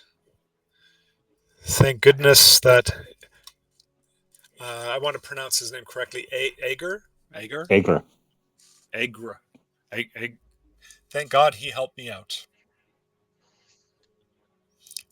If there's anything that you can do to help his position, I mean, I'll do what I can as well. But he's a asset to the community. And may I ask what you are doing in the waters of the Grey Flood at this time of night? I was looking for the boat that we took from the Corsairs. Can you make a deception check for me, please? Uh-oh, this is not going to go well. Oh, you got this. You got this. It's your specialty. No, it's not actually. But remember, you have Saruman's as your patron, so you can get a magical success on this if you like, an automatic by using a fellowship point. I don't think it's worth that. Do you guys? Nah. She'll just throw you in the brig if you're lying. Well, here it goes. It used to be much worse, but... Or she could just use him for bait for the snake again. Oh, come on. Turk. I haven't rolled above... Well, that's not true. I did get away. All right. She just looks at you. Her gaze has not broken, but you hear from Captain Fleet. Lies. It was you that was in the water beneath my boat then. And you, as he points to you, Goldie, were there as a distraction. I see it now. Sure, he was not. Cousin was not being truthful. The truth is we were looking and see if something from your body fell some of your riches fell in the water when you fell in, to maybe share back to the community that so needs it. Can you make a deception roll, please? Come on, Goldie, you got this. We're not murder hobbits, we're just lying hobbits. Oh! Oh, yes. Nicely done. He just takes pause at that and says, I don't know many of your kind, but those that I have met, your apparent father, as he looks back at you, Turk, was of much nobler intent than those who would be swimming around in the muck at the river's bed to look for loose change. Well, you don't look like you carry loose change. You look like you carry riches. Here's the thing. Many of us are much nobler, much happier, much trusting. I have seen way too much. I have talked to too many people to be like that anymore. And when I see, well, someone that carries so much in a town that has so little, I just have concern for the people. However, this is not one of the things we're here for. Turk was attacked by a monster. And I'll point at the serpent and I'll just look at the queen. The townfolk I've been talking with them. I like to talk to people. I feel like it brings the story together. They've been talking about the snake being back, the serpent being back. They said that it was up the river.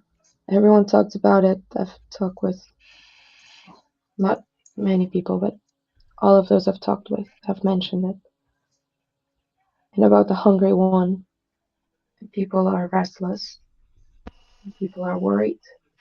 And I thought there were rumors that someone started because they didn't want us here, maybe. But we have proof. We have physical proof. Turk.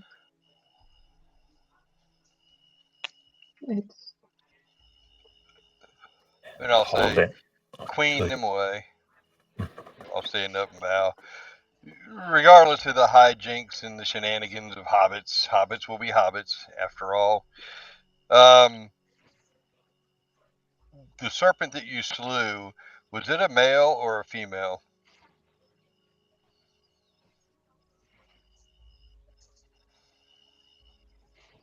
She turns slowly to face you, Moonstalker, and says, female.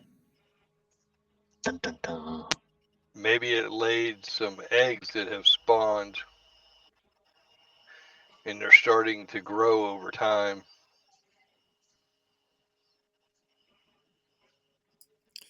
Today a hobbit, tomorrow a human. Haldane kind of slams his fist on the table and says, nonsense. There has not been a serpent here since the queen took the throne. Perhaps the good hobbit was imagining things. Perhaps it was just a giant eel or a big trout. Queen, would you like to look at my wounds? I'm sure you could recognize the bite marks. And I can just, well, yes, you've got a serpent mounted above your throne right now, but I can certainly tell you what this one looked like as well. Match up the teeth marks, Zuric will say. Yeah. She looks at you, Turk, and says, despite your earlier attempt at deception, I do believe you, Master Tarok. I do believe it was a serpent that bit you. And if it is true that this, as she kind of gestures to the massive skull above her head, had a hatch that has now grown, And that is a threat we will have to deal with. That I will deal with if must.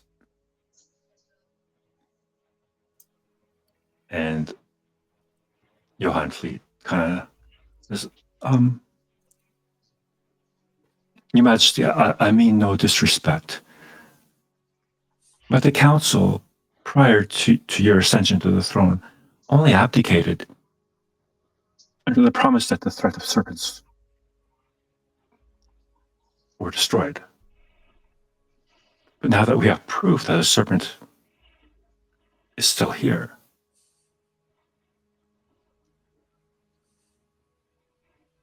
that begs the question, not from me, of course, Your Majesty, but the common folk who may know better, the legitimacy of your crown.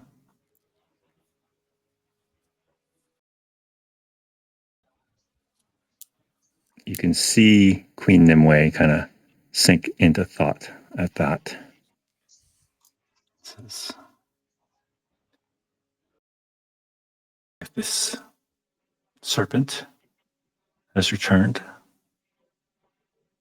and it is because of my failing to complete what I had set out to do, then it is my responsibility to see this through to the end. And if the good people of West Haven feel that I have not kept my promise to them, then I will honor their wishes and step down from this seat. Your Grace, we will not let that happen. If I have to be bait to call that serpent back for it to be killed, I will do so, in honor of my father and in honor of you. She smiles at that, but Johann Fleet says, brave words from such a small stature, but I dare say you are not citizens of West Haven. You are simply guests and visitors. You have no say in this matter. If you wish to throw yourself to the sea and feed yourself to this serpent, by all means go ahead and do so, but that will not change the matter either. Master Fleet, were you part of the council that could not deal with a bigger snake before?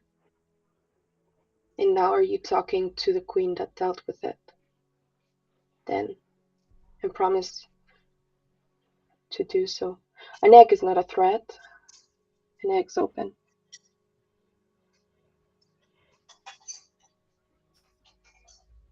He completely ignores your question. He's addressing the queen directly. He says, Your Majesty, with all due respect, I must ask, why are these visitors in attendance at this meeting? They have no say in the coming of the day-to-day matters that fall under our purview. And since their arrival, we have seen nothing but trouble. Perhaps we should just see them along their way. I have even offered my ship to take them where they wish to go, and I will gladly do so. You would abandon these people in a time of need just to take us up north? Very brave of you, sir. Not everyone was from here once. I've heard you were not from here and they took you in and they provided you with the riches you have now. We're here to help. We're not here to murder children or elderly or anyone. We came along because we had a meeting with someone important here. And now we just want to help. You're not allowing us help. You want us out of here. Why don't you accept help when it's offered to you? We're not the cause of this. We did not bring a monster egg in our pockets. We barely have food. On the contrary of you. The queen is wise and brave. and surrounded by good people.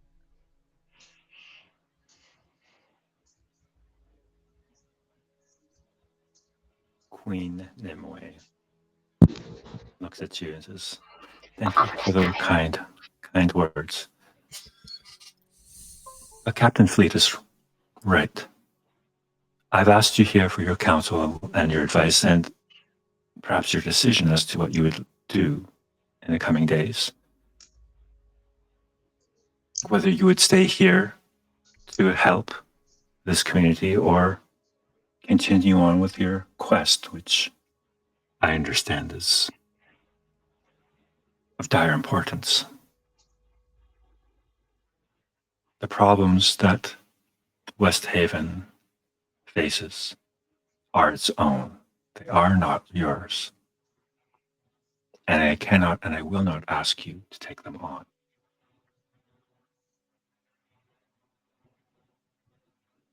If Captain Fleet is able and willing to take you to your destination, then by all means, I will sanction it.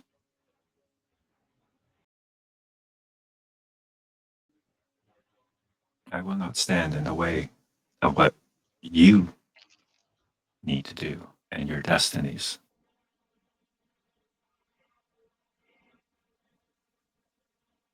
As for the validity of my crown, again, Captain Fleet is correct. When I took this crown, it was under the understanding that I had eliminated the threat of the serpents from this community, and it would seem that I have failed in that regard.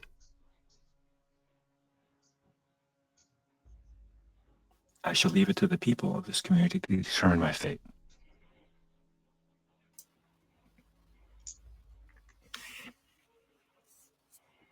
Your Grace, you only fail when you stop trying.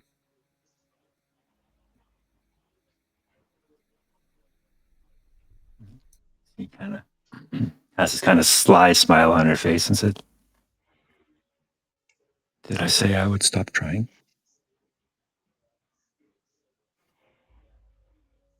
And Captain Haldane says, "My queen, you have my sword and my shield. I shall slay these serpents in your name and ensure your throne is secure." And Captain Fleet says, No, Captain. This is the Queen's destiny, not yours, not mine, not our guests. This is hers, and hers alone.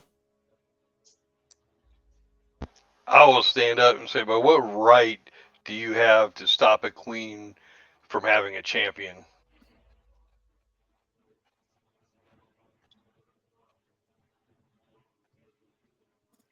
I sit on this council only to offer my opinion and my perspective. You just stated your opinion as fact. The queen has every right to have a champion if she so desires.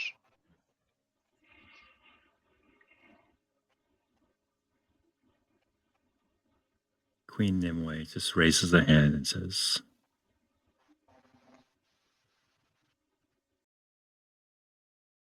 It is as Captain Fleet says. And then she turns to the seer and she said, Master Seer, I would seek your wisdom and your sight in this matter. What do you see for me? And you can see the seer just kind of stare off into space. He kind of holds his hands up in prayer and attempting to divine out of thin air what's going to happen to his queen. Says, My queen,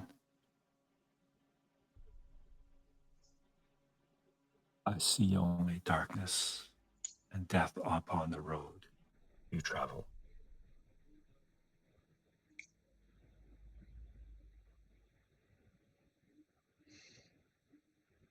And Queen says, I see. And if that shall be my fate, I shall travel this road alone, as I will not allow any to follow in my path along such a road.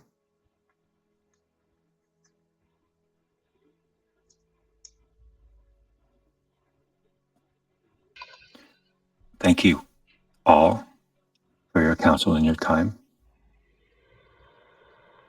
She turns to you, your fellowship, and says, I have asked too much of you already. You've done much for this community, and I know your intentions mean well. But I would ask that you leave my small kingdom in the morning and continue along your journey, whether you choose to take Captain Fleet's offer or if you wish to travel your own way. I shall leave that up to you. But I believe your time here is done.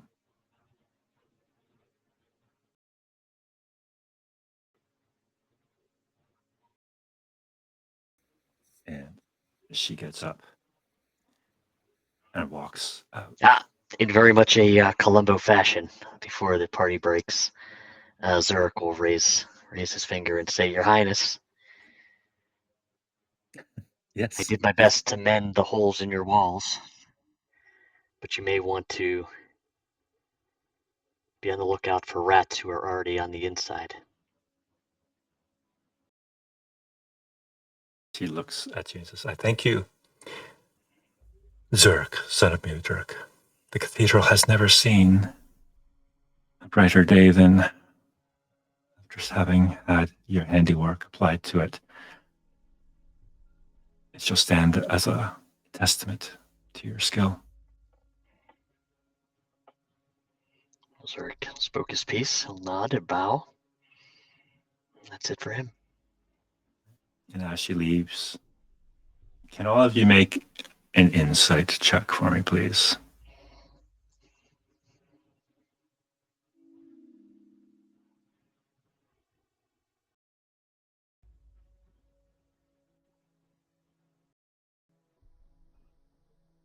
Oh my gosh, your rolls, guys. All right. Zurich, as you stand up and do your Columbo routine, you cast a glance across the other side of the table and you see Captain Fleet grinning.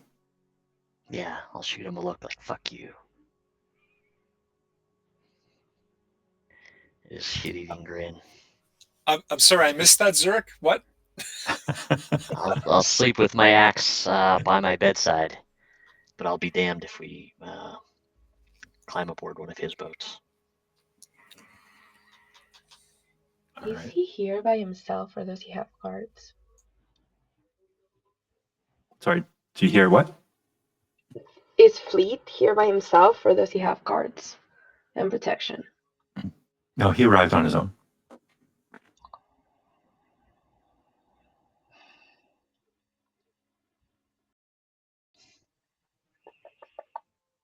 But alas, Zurich knows the queen can take care of herself, right? She knows what's up. She said all the right things. It's her queendom to do what she wishes. She has her people. She has her guards. She has her judgment. Whatever she decides, that is her path.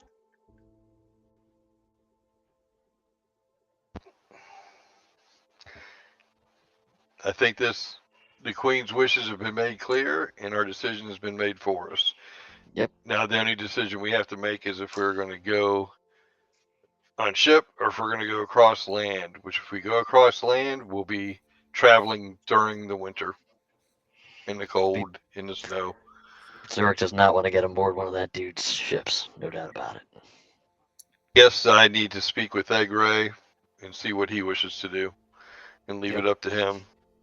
If he wishes to go across land to the Grey Havens and get a ship, then that's what we'll do. If not, we'll have to take up Fleet's offer and go on his ship, because we have to have Egg Ray to show us how to get there.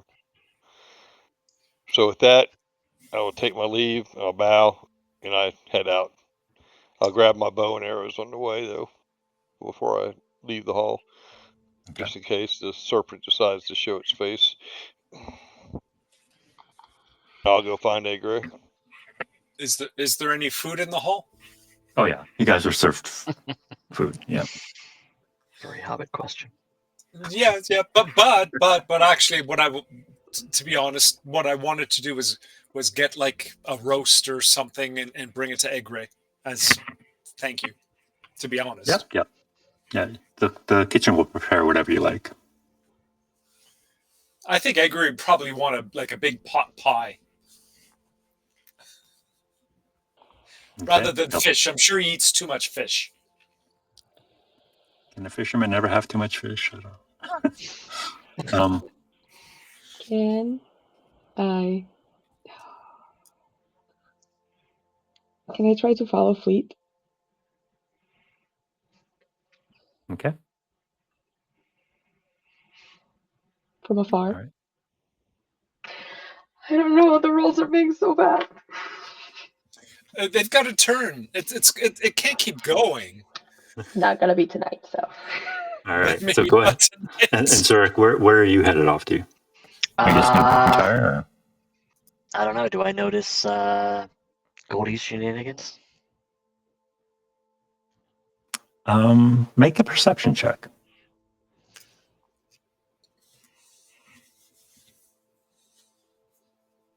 13. Make a stealth check, Goldie.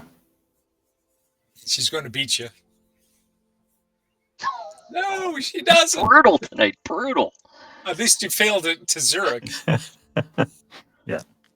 You see Goldie looking pretty sus following. Yeah, I will. I'll kind of hang around the buffet a little bit and keep an eye on Goldie from. I won't follow Goldie, but I won't retire to my chambers quite yet. Okay. Well, Fleet has left. Goldie, I'm assuming you're going to follow. I'm gonna try to. Yeah, I'll hang out in the main chamber, I guess. And I think Moonstalker and I were going to go down to see Egre. Okay. I'll catch a pipe smoke by the hearth. Put my feet up. Okay. Can I get another stealth check from you, Goldie? Come on, Goldie. Come on, Goldie. You got this. Okay. Come on. You got it. You got it. 20. 30, 20. Take it. Take it. All right. You follow Fleet away from the Queen's Hall. He's whistling to himself. He seems quite pleased with himself as he walks down towards the docks again, towards his boat. Doesn't notice you.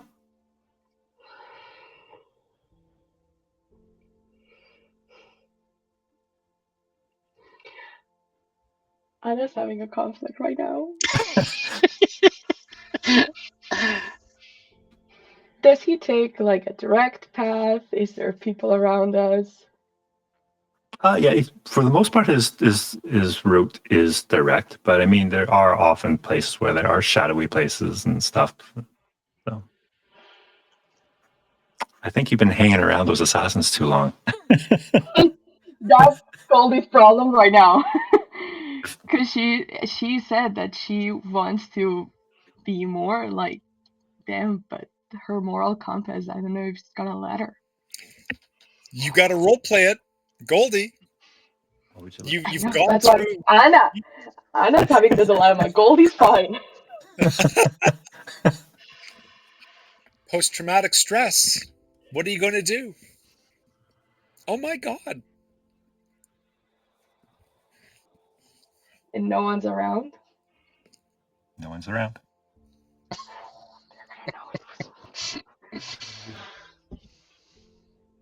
If you were to attack him, you would have advantage. Okay.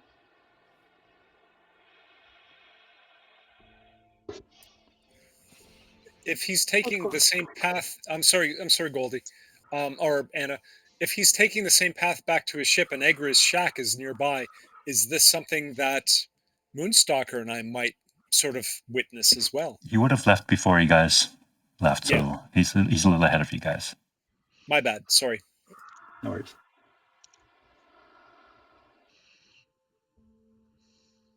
Okay, this is though a party affecting action. No, with this action, no. If this is all you, you'll take the shadow points. Then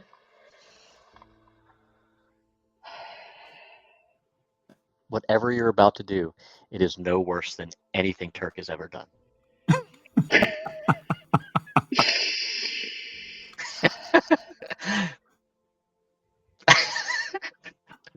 I think Goldie.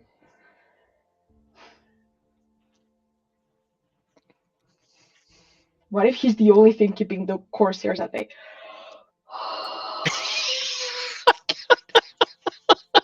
Goldie will attack. Wow! All right. I was just Goldie So go ahead and make your attack with advantage as you Holy shit. jump Captain Fleet from the shadows.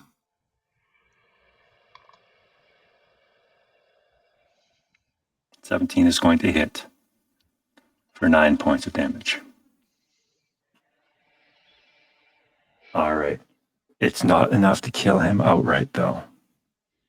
And he is wounded badly. I'm going to make you roll for initiative now. It's my dex. Yep. Is it a check or a save? You need to beat a 12. Not 20. All right. You got the jump on him. You stab him with your dagger. Cries out in pain. Before he has a chance to react, you can attack him again. so how does the nat 20 work into that?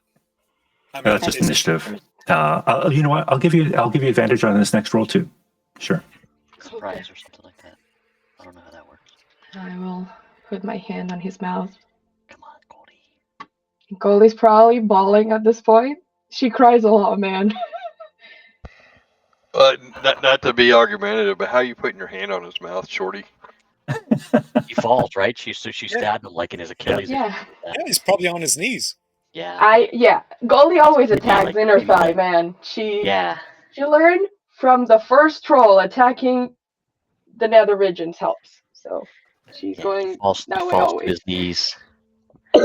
Totally picturing this. Femoral artery, man. And Goldie will say, well, let's see if I hit.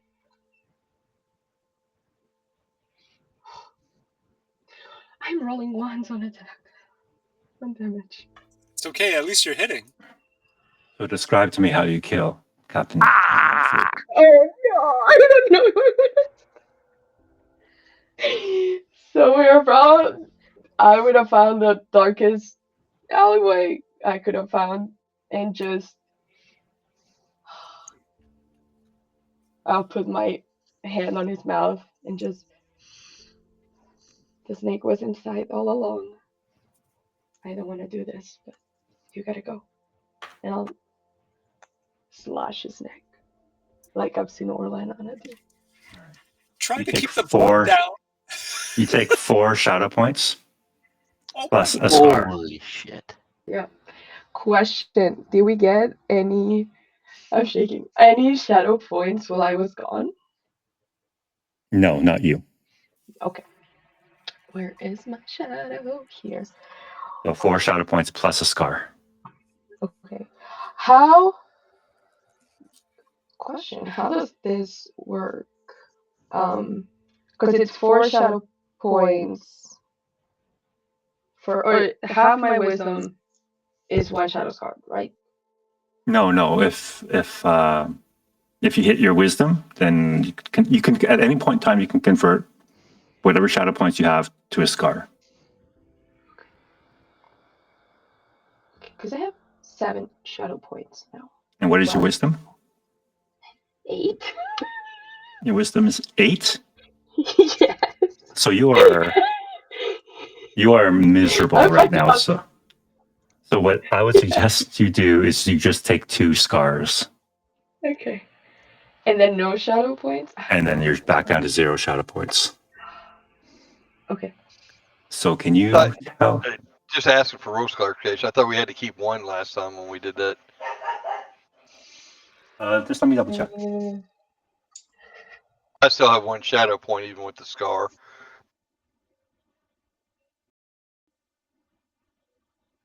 The same for you, Turk? When we got our scars, did you have to keep a shadow point? No. No, I don't see that. I do have a shadow point, but I think that was picked up since we got the scar. Yeah. No, I looked at it, page 141 of the book, Hardened Will. You don't, when you choose to take the scar, you lose all your shadow. Yeah. Okay.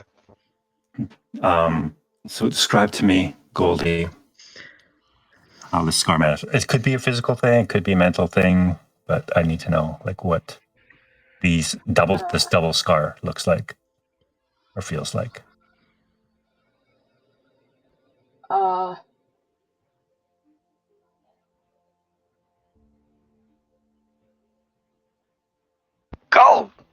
Go!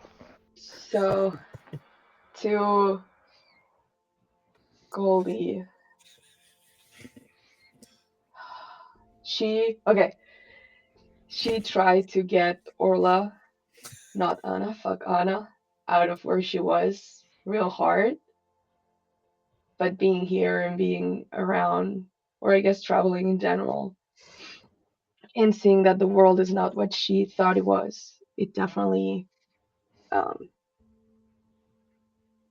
there's definitely regret, and there's definitely hate and shame, and she will, with her brother's dagger, which is not what she used to hurt him, she will grab it and mark herself. And she's probably shaking, and I don't know if she'll be able to walk somewhere. She'll try to. Did I hear Turk and them? Okay. So you just kind of collapse by the side of the road there. So she will try to go to where Turk was. Okay. To They're still at the Queen's Hall. They're going to be coming down the same road you're traveling in short order. Okay, so just try to clean the sword. I don't know if she's able to, and try to walk away in opposite direction to where they're at, and just hide in a shadow and try to collapse there. Okay. So as you drive, you draw the blade across Captain Fleet's neck. You were behind him, so you don't see the look of horror of the last remnants of his life escape him. All you hear is like the gurgling sound of the blood escaping his throat and his body going limp. And as you deal with the shock of what you have just done, and you retreat into the shadows to reflect on this, a few moments later, Turk, Moonstalker, as you make your way down this path towards town, you see a body laying on the road in front of you, and see that it is Captain Fleet, murdered, stabbed, and throat cut. Well, I think the first thing that comes to mind is the 2 sisters. Raise the alarm. Yeah. Fear, fire, foe!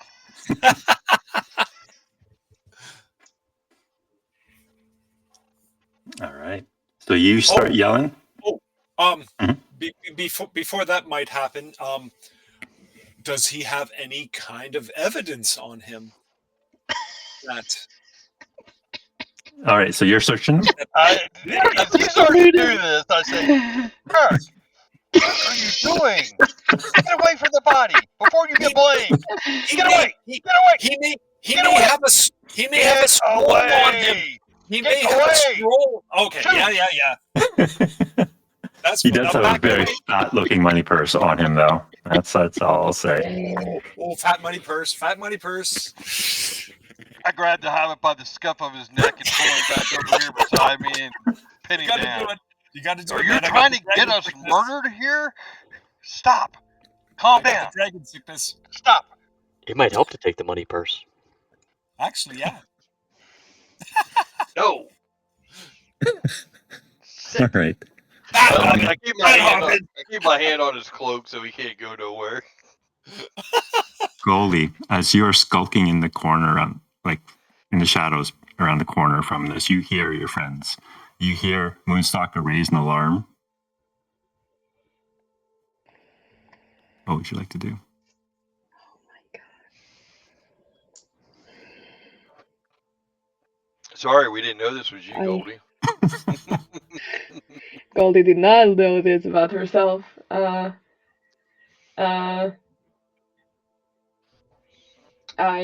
If I have cleaned up my sword. The blade, yeah, you can wipe. How did you clean it? On yourself or on? On him. Okay. Yeah. Just hide it in. As she hears that, she probably shame. It's gonna be number one. Number two, Goldie's just gonna walk towards the dock, away from that. And yeah, she wants to go to the docks and probably gonna try to maybe sit where the beggar was sitting and just sit there. Okay. Zuric, you are in the Queen's Hall when you distinctly hear Moonstalker call out. I'll leap to my feet, rush towards the sound. All right. You notice Captain Haldane pick up his sword and come with you. I'm right behind him. All right, the two of you rush down the pathway towards town, and you see, standing over the body of Captain Fleet, Turk. Oh, Turk, you're not there anymore? No, I'm not standing over the body. No, I've been dragged away. Back away from the body. I am holding his cloak. He is not going over there by the body. And you see Captain Haldane rush to the body and say, "Assassins. Now we must contend with assassins in Westhaven." We know something about assassins. Two of them were... God, I just want to reach over and punch him in the face. No, two of our party members were attacked by assassins. Oh my God. We had assassins as party members for the past 6 months. I didn't say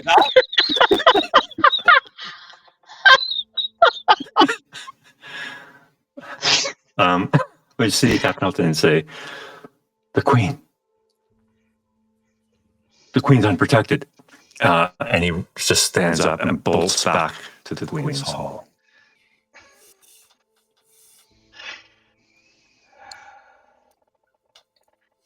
Well, that's the only police force for the town. I mean... Seriously, there's Dame Ethel that she's... I'm standing here like, well, what am I supposed to do with this dead body now? I mean... But there are a few people now just kind of gathering around, just kind of holding their hands over their mouths, just kind of in shock as to what they're witnessing. They're all just kind of hanging around, though none of them was doing anything. I guess let's Zuric, let's carry him back up to the Queen's Hall. Grab his feet. I'll grab his shoulders. All right. First thing Zuric does is look around. Does he see? He's going to perceive, and not going to say a dang thing, even to Turk and Moonstalker, but he'll look he'll look around the corners into the shadows to see if he sees Goldie. Go ahead and make that perception check.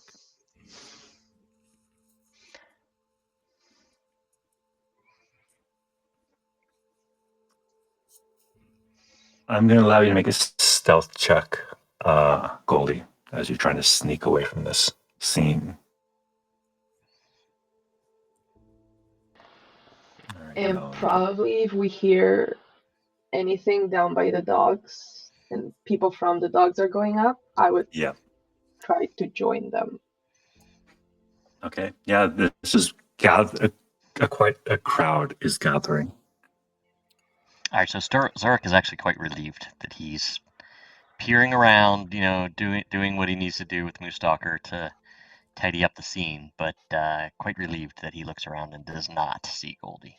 Now, I'm just saying this to point this out, Turk. I took my hands off your cloak as I'm carrying this guy. I'm taking the pie to Egra. Yeah, Zuric will help Moonstalker, I guess, gather the body, get him out of the street, as long as we have witnesses, and get him out of the street. You see someone actually pull up with a cart, with a pole cart. Oh, good. Zuric steps back. I will put him on the cart and say, take him to the Queen's Hall, and we'll follow. I'm following. I don't know what Zuric's doing. I'm staying with the body, so nobody disturbs it. I will linger. I will linger and see what the crowd says, and I will linger and continue to see what's going on with Goldie. Although I'll take a trap shot. You linger, and the crowd, it seems as though all of West Haven has come to see what the commotion is about. And you can hear people kind of yelling to each other, Captain Fleet has been murdered. And you can just see people come, and Agra is amongst them. Goldie, you said you were kind of joining the crowd as well, as they all kind of come up from the docks to see this. And you can kind of see, as this cart is being hauled up the hill towards Queen's Hall, there's a kind of a train of citizens of West Haven kind of following up, curious onlookers to see what's going to happen. But Zuric, you would probably spot Goldie in this crowd coming up in the docks. All right. Well, be inconspicuous, but if I notice her, that's good. That's step one. Saying that she's okay, but that's about it. I will go to Zuric and just, what happened? I was by the docks. By all accounts, I think someone got what was coming to them. Oh. How are you doing? Good. I was just trying to see if the snake was back, but I guess. Yep. I guess it's not. Yep. Very well then. Glad that you came back from the dock. Yeah, everyone seems to be here. Glad that you're safe with an assassin on the loose. Yeah, we've dealt with those, huh? Yeah. We don't have to talk about that at the moment. No, we don't need to. What do you say we just sort of follow the crowd back to the top of the hill? Yeah. Stay close. Mm-hmm. Yeah. In this crowd, you also see Agra, that's kind of hanging aback by himself, and he calls out as the cart is being pulled away. He says, "Dark clouds, I tell you. Ill omens. Death is upon us."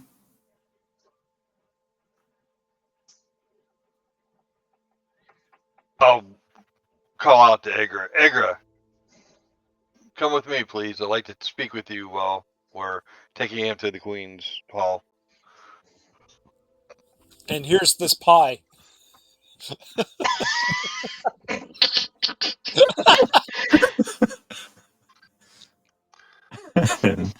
and leave it to a hobbit. Okay.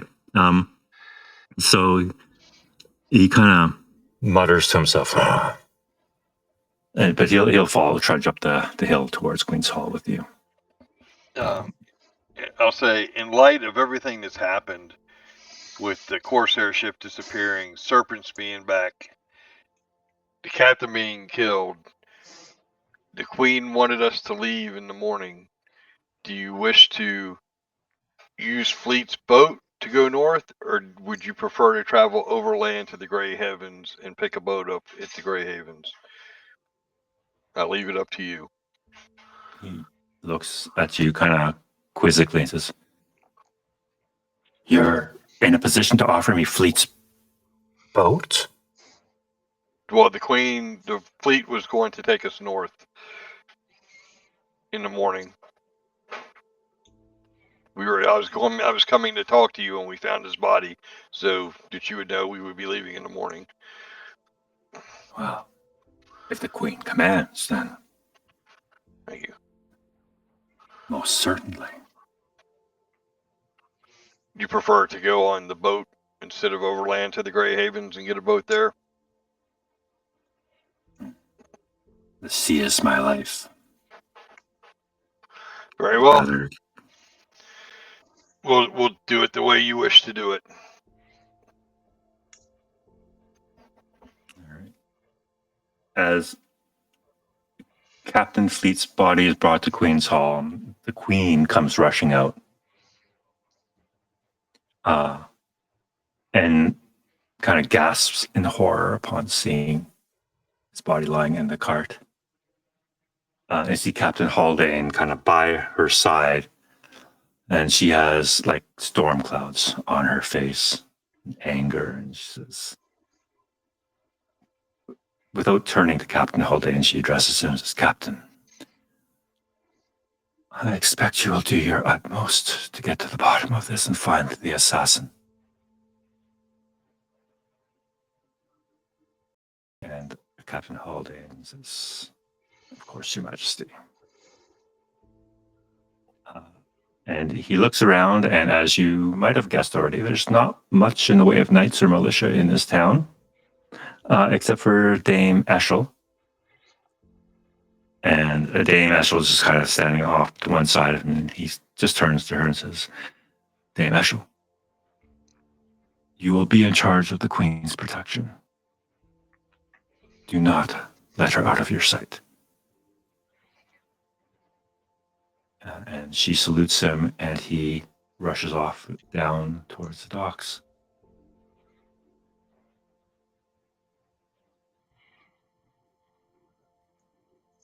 She looks up and sees all of you standing there. Doesn't say a word, just darkness on her face. Turns around and walks back into the Queen's Hall.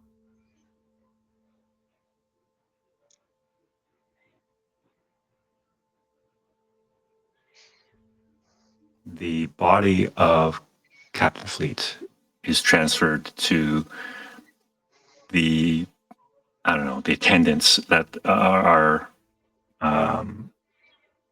here at the Queen's Hall. One of them is like the doctor, the same one that kind of bandaged you up, Turk. And they take possession of the body and kind of carry him inside to tend to him and to the body at least.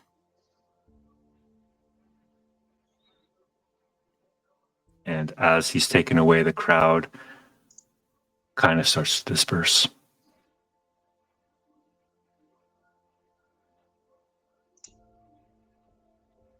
And as they are, you do hear many of them voicing their concern and their fear.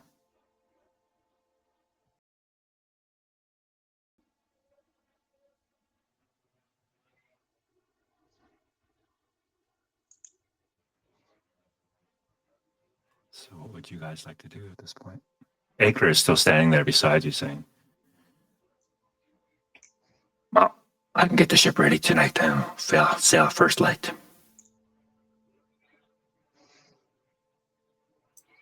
I will accompany you down to the ship. The queen gave her okay for that to happen then? No, you haven't had a chance to talk to her.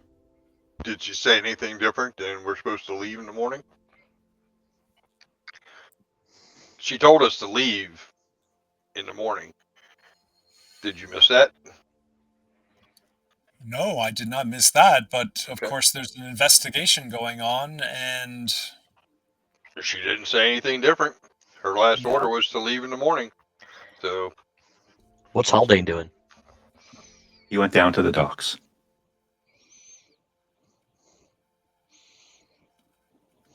let's pack our bags. All right. You go into the hall, start packing up. Goldie, you're down by the docks. You take a seat. You were down there, weren't you? You said you went down there to sit where the beggar is? Correct? Yeah, but once the crowd started to go up, I would go up and follow. Yeah, I think Okay.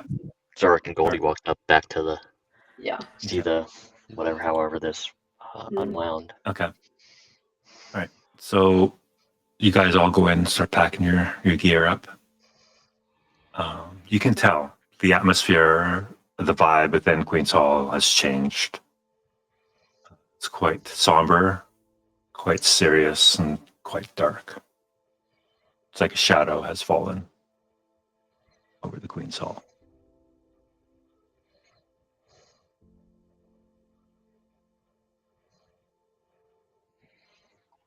Once you have your belongings packed,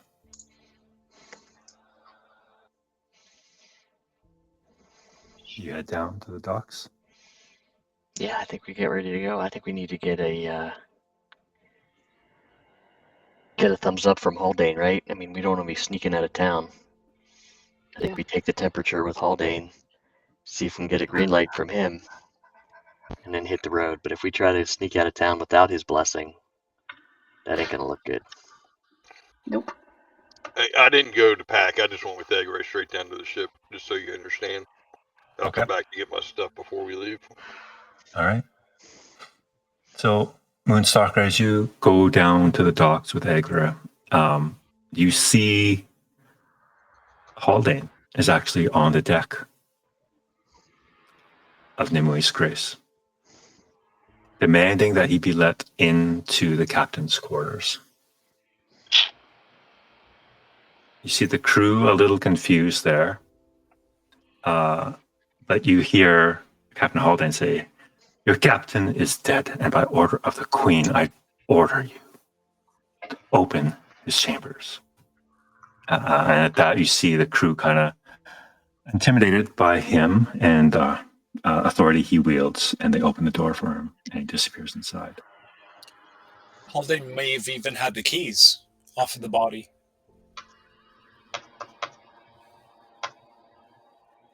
So, Moonstalker, you've arrived at the boat, and you can kind of see the crew kind of hanging around outside the captain's quarters. What would you like to do? I'll follow Haldane into the captain's quarters. All right. The crew kind of look at you. They just saw Haldane kind of go in, and some of them think about stopping you from entering, but they think better, and they just kind of step aside and let you in. All of this is new to them. You walk inside. Can you make a perception check for me, please, as you step inside?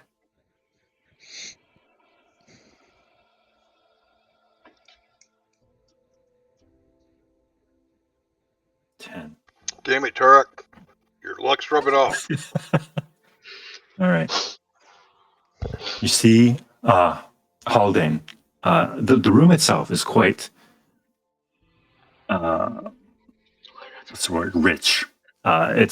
There's a beautiful oak desk there, plush chair behind it, shelves full of books, and you can just see Haldane just kind of pulling down the books, rifling through the desk.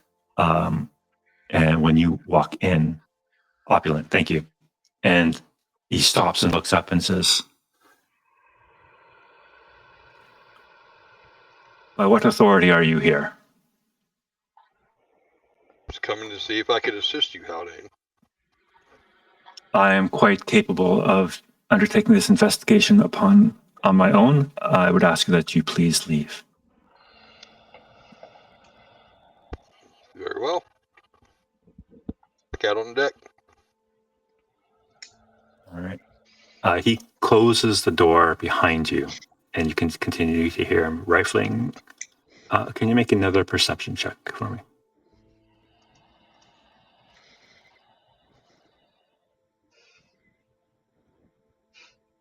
All right. You can see the crew kind of standing around, kind of wondering what the hell's going on. Like, what are we doing here? Like, what's he doing? What are they doing here? But you do see one crew member just kind of standing off by himself on the foredeck. Just kind of hanging back, and you just think that's kind of odd. That's the only thing. Do I recognize this crew member? You look at him, and he's vaguely familiar, but you can't place him. Does he look like one of the Corsairs in facial features, in skin color, hair color? No, he just demeanor. Okay. No. I'll walk up and kind of stand beside him. As you walk up to him, he kind of turns away from you and looks over the bow into the water. I'll go stand beside him over there. So what do you think of everything that's going on? They don't hire me to think. Do they hire you to do?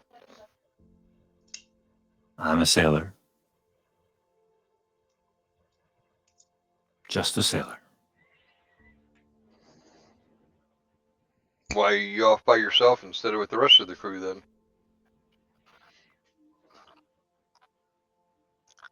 One captain is good another.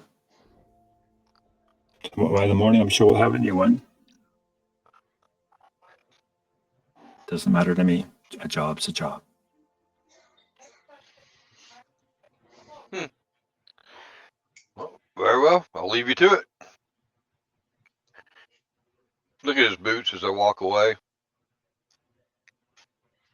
Do they look like a sailor's footwear that's poor? Make a perception check for me. I'll give you advantage since you are like looking a little extra into details and stuff. Nice.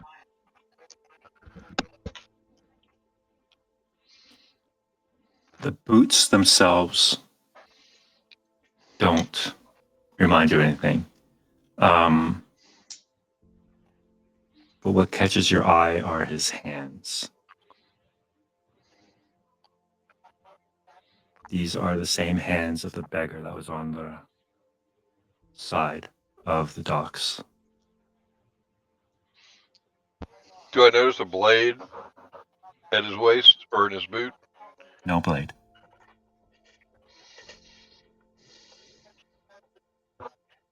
Okay. I'll keep that in mind for now.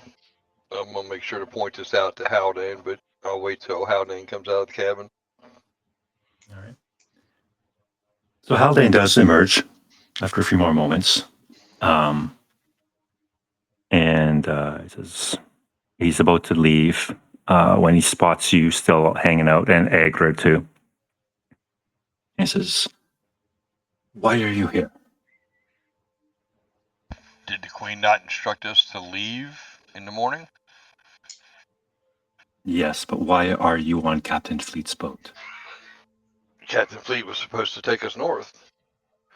Well, he clearly cannot do that now, can he? No, you can't. I would assume the Queen would wish us to go north regardless, but You do realize that this is the Queen's boat. Yes. And the Queen directed us to go north. I mean, if you're telling me that we need to make different arrangements, then that's what we'll do. I thought nothing would have changed since the Queen has not said anything different in that regards. And who would captain the boat? Well, Agra knows the way to where we need to go. shoots a glance over at Agra. He just gives him a toothy grin. I must speak with the Queen about this matter. None of you shall leave Westhaven until I do so. Very well, Calvin. And the sailor on the front end of up at the bow of the ship is oddly strange. He reminds me of the beggar that was sitting on the dock that disappeared. But now he's on the crew of the ship. Maybe he has something to do with what happened to the captain. He looks at you, and he looks at the sailor at the front of the ship. Thank you for your information. And he walks off to the front of the ship to have a conversation with him. All right. I'll stick around just to kind of watch, but start heading down the gangplank back onto the dock and try to walk up closer to the front of the ship on the dock side to overhear what's going on.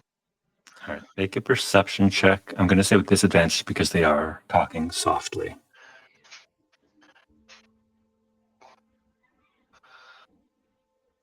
All right. Can you also make a stealth check to see if you're noticed or not? Actually, I'm not trying to not be noticed. Okay. Because he said, you know, he basically made clear we didn't need to be on the ship, so I'm leaving the ship and just walking along the dockside. So I'm not trying to hide, so to speak. I'm leaving as he instructed me to do. Okay. You see them have words. And this time they're facing each other. Unlike the conversation you had with him where he was kind of facing away from you, they're actually face to face talking. They say like maybe 2 sentences to each other, and that's it before Haldane leaves. Does the beggar look upset or disheveled at the conversation, or? No, but he does look down on the docks, sees you standing there. You get a clear picture, see his face clearly now. Although the beard is shaved off, it's clean shaven, same bone structure. It's the same man. 100% now. You lock eyes for half a second. He turns away and walks like out of sight.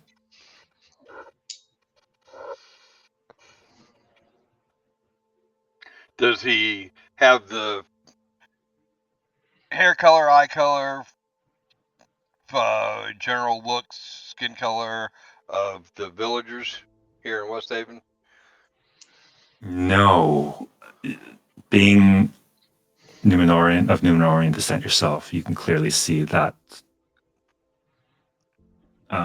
those characteristics within this man as well. He's taller, broader, the face structure. Yeah, definitely Numenorian. We might have discussed this before, but with my memory, I can't remember everything. Do I know that the Corsairs are Numenorians? Or some of them are, anyway? Corsairs are not. They're simply men.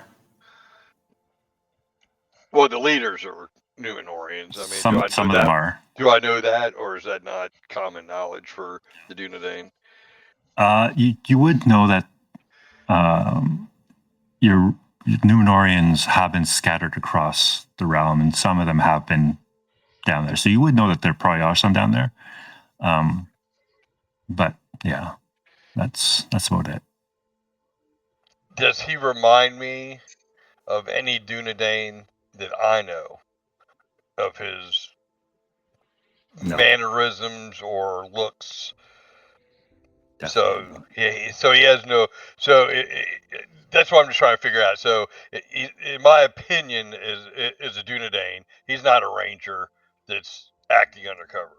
No, even when you spoke with him in those brief sentences, just his accent is a little different. Okay. Definitely not from the northern realms, for sure. Okay. I'm gonna file that away for now.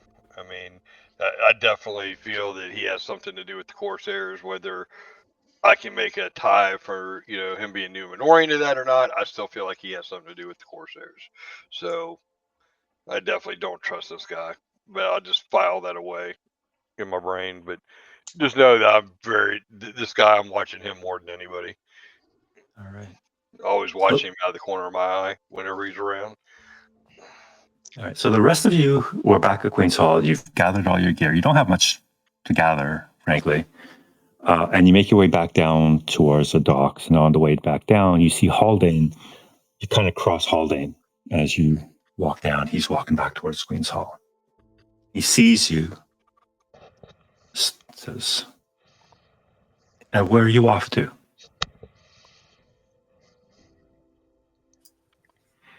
Following the Queen's orders.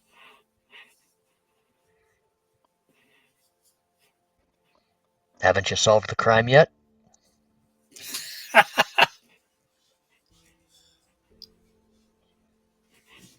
No. But I must speak with the Queen, and no one is to leave West Haven until I have done so.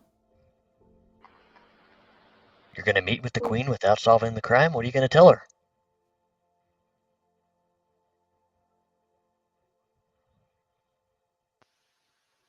Master Dwarf, I know you. I've seen you. Best one of West Haven's finest knights, although... Oh, for crying out loud, it was an accident. He grumbles. It was an accident. And I've seen the good work you have done upon the Queen's Hall. You are not a suspect in this assassination. I was in the Great Hall with you. We ran to the... Something just happened. We ran to this crime scene together. And whoopsie. It looks like they're resetting us. This happens every once in a while. But he's going to turn to you, Goldie. Mhm. And where were you? I was at the docks, trying to see if the snake was back. We seemed to be a dark cloud. Deception.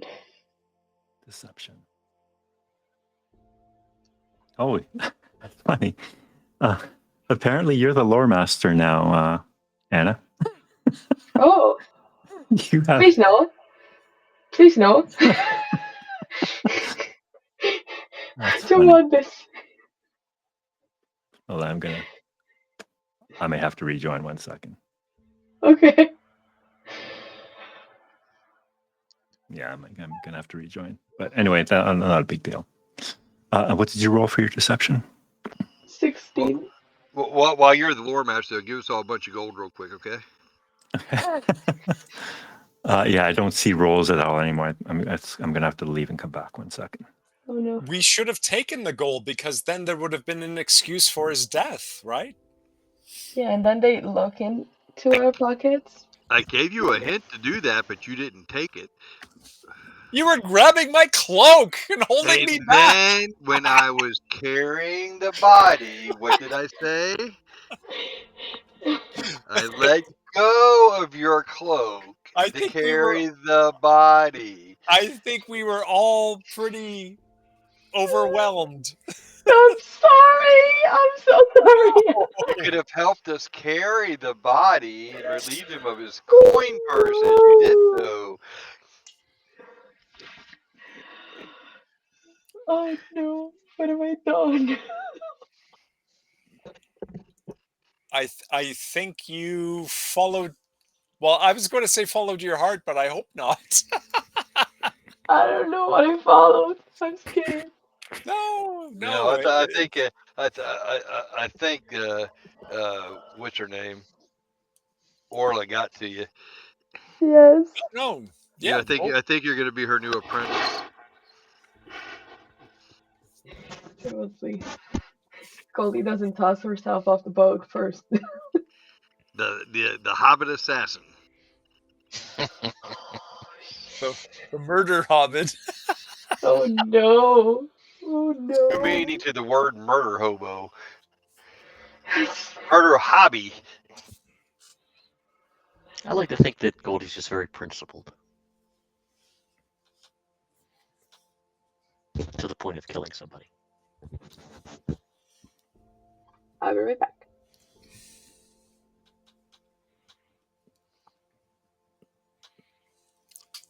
Turk, can you hear me? Yeah, I can hear you. Okay. Yeah, I don't know. Everybody just sort of blipped away. Did that happen to everybody else, or was that just me? Server. No, myself as well. Everybody got bounced? Okay, yeah. Yeah, I think except for Andrew and Goldie or Anna, I think they were still interacting. Can you hear me? Yep. Yeah. All right. Yeah, because Goldie took over the lore master seat, and I couldn't do anything anymore. So I'm not sure how that happened. Hopefully, she can get back in the game now. Maybe she has to leave. Yeah, I asked her to leave and come back. Am I back? Yes. I can hear you. Can hear you. Yay. All right. Yeah. Cool. Who are we missing? Bandy, can you speak? I can speak. All right. I can hear you. I can't see your camera in game, but that's okay. We'll work with it. Looks like Alchemy's having some issues tonight. Okay. So Goldie, you lied to Haldane, said you were down by the docks. You rolled a 16. Mm-hmm. He looks at you kind of suspiciously, but finally says, very well. Stay safe tonight. There's the killer about. Same to you. And he continues on to the Queen's Hall.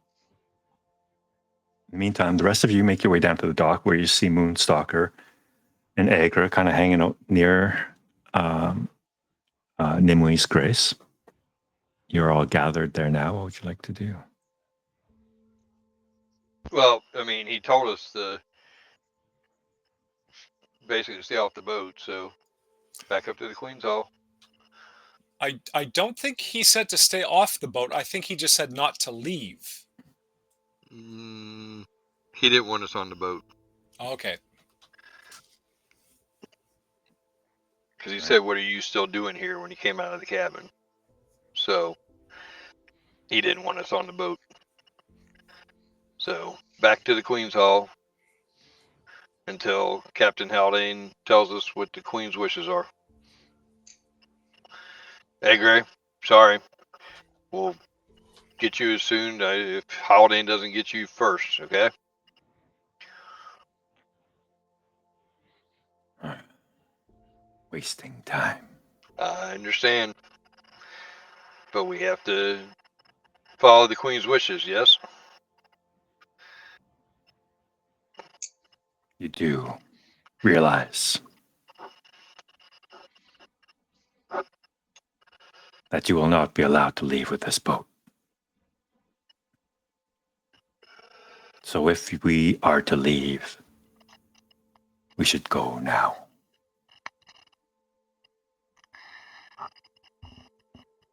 Oh, fuck, where's your Callio?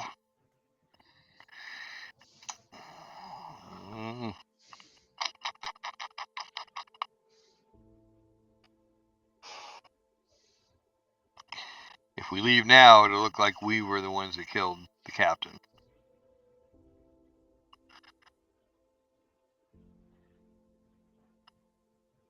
If you don't leave now, it will be a much more difficult journey and longer. I look at Zuric. Oh, Zuric doesn't know. His eyebrows are falling out. Somebody's got to help me here with some advice, guys. Yeah, I know, right? I can't And Caliel's got the precious cargo, right? And Yes. we got a place to be. And Zuric's mind is always about the precious cargo. But man, I mean, my gut is telling me I can't imagine us hightailing it out of town. In the dark of night, that's going to look really sus. So without role playing it, Zuric is like, yeah, I don't think we can leave. honorable guy of conscience. Not his style to. Now he's strong of will, but yeah, not his bag to sneak out in the dark at night. Not Moonstalkers either. So Yeah.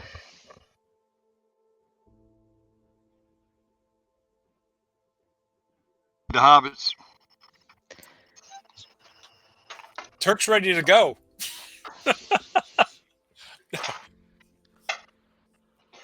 Really, he's wow. I mean, he was willing to break into this guy's boat. All of a sudden, he's dead. He's looking at it as a very opportunistic moment. Although he did say that he was going to help with killing the serpent. Yeah, wow. This is very unsettled. Maybe things will change in the morning. Well, that's what Edgar is saying. He doesn't think that we'll be on the boat in the morning. Well, it's obvious that the enemy is in action. And for us to linger here With when this that, happened. while you're still talking, you keep talking, but Moonstalker stands up to his full height. Keep talking. With the enemy apparently in town and in action, I don't think we should stay here. I think the sisters are back.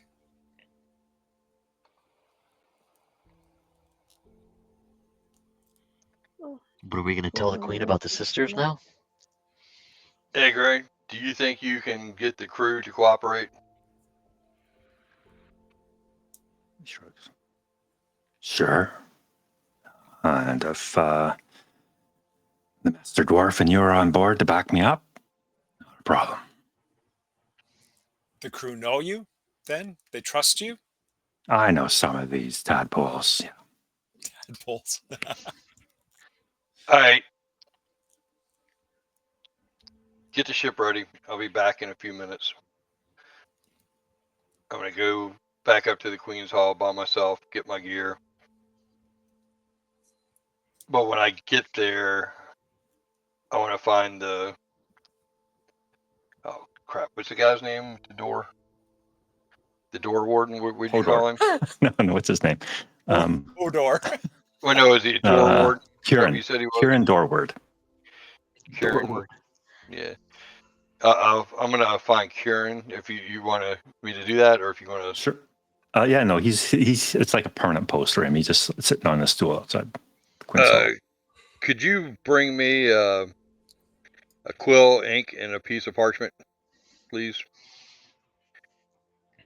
You're asking Kieran this? Yes, or get a servant to bring it to me. Yes. I'll get a servant. My station is at the door. I shouldn't leave it. And he kind of like rings a bell near the door, and a servant comes out and says, conveys, Master Moonstock here wishes a quill and ink and papers. Is that correct? Yeah. Yes. Just one piece of paper, parchment would be fine. And I need to go AFK for a minute and use the restroom, so I'll be right back. Go ahead and deal with everybody else. I'll be right back. Okay. Edgar walks onto the ship, and he says, well, boys, looks like we'll be sailing in the morning, or within the hour. And the crew just kind of look at him, not moving. Well, what are you standing there for? Got work to do. And the crew just kind of looks at each other. And then Edgar kind of looks back down at the dock, specifically at you, Zuric. Zuric catches the drift of what Moonstalker's up to. And he gathers up his things, his backpack and whatnot, and says to Negra, "Get to work, and then I'll turn my back on the ship. Walk. If I don't know if I was on the ship. I think I was on the dock. but turn my back on the ship, and I'll walk through town. I will try to find Nina's house, and it's the dark of night, right? Mm-hmm. So I will find her house and take out from my backpack my trowel from my mason's tools, right? Hammer, chisel, trowel, and trowel just like a little flat piece of tin or with a handle on it, so I can rebuild one of those, I would think. And I will leave my trowel on her doorstep, and then wander back to the ship. But that'll sever me from Agra, whatever he needs to do. But I'll Okay. leave a little token to my apprentice, and try to keep up appearances as we get on our way, apparently. Okay. And Zuric and Goldie, while you guys, what are you guys up to? Sorry. Baker is kind of left a little dumbfounded when Zuric walks away, thinking he'd back him up into the crew. Just kind of just whatever, old man, leave us alone. His problem. I don't think Goldie's talking a lot.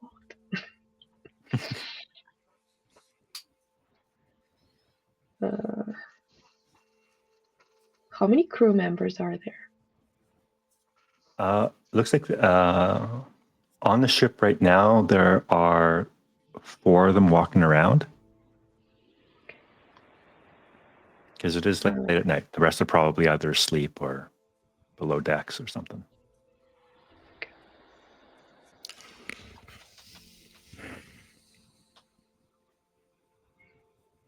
Yeah, I'll just turn and see where Zuric went and just turn and look at Turk.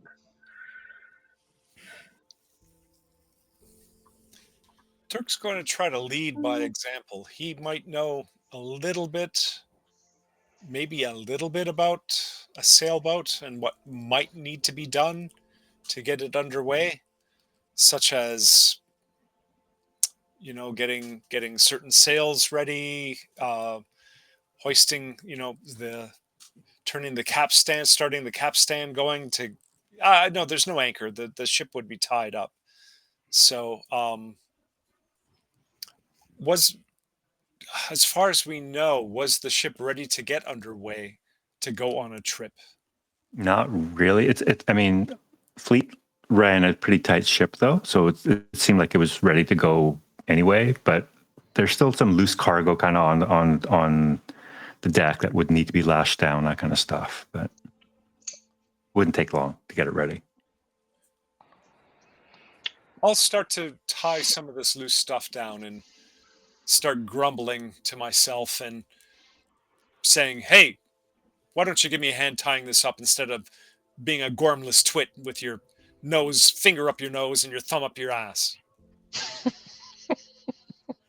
All right. Can you make either persuasion or intimidation, whichever you feel is more appropriate here? I was gonna say, as he's doing that, can I just go and I'll just take silver out of my pocket and just hand it to each one of the men that are up there. Okay. I'll give you advantage then, Andy, on your roll. Oh, thank you, cousin. It doesn't matter. I'm +0 on either of them. 14. All right, you see a few of them kind of grumble at what you're doing, but with the extra silver coin, they seem a little more motivated to help out. And so they start helping you out, preparing the ship.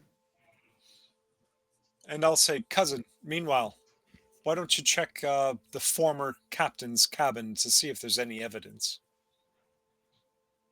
There's no do not enter tape across the door or anything. No.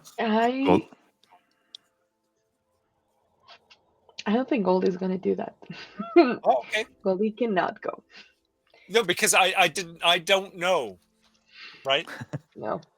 Yeah. But Goldie's on a ship right now, so it's like we're just adding layers here. Goldie's about to pass the fuck out. So cousin, help me tie up these barrels. Get your mind in the game. I can't get on the boat. It's What's it's wrong? what they say. I don't understand. This is a ship. They told us not to go, but we're leaving anyways. And bad things happen in the town. Like, maybe it is our fault. Well, I almost died underwater. I mean, You did. shit And now, happens, cousin. what if someone's around? I don't like this.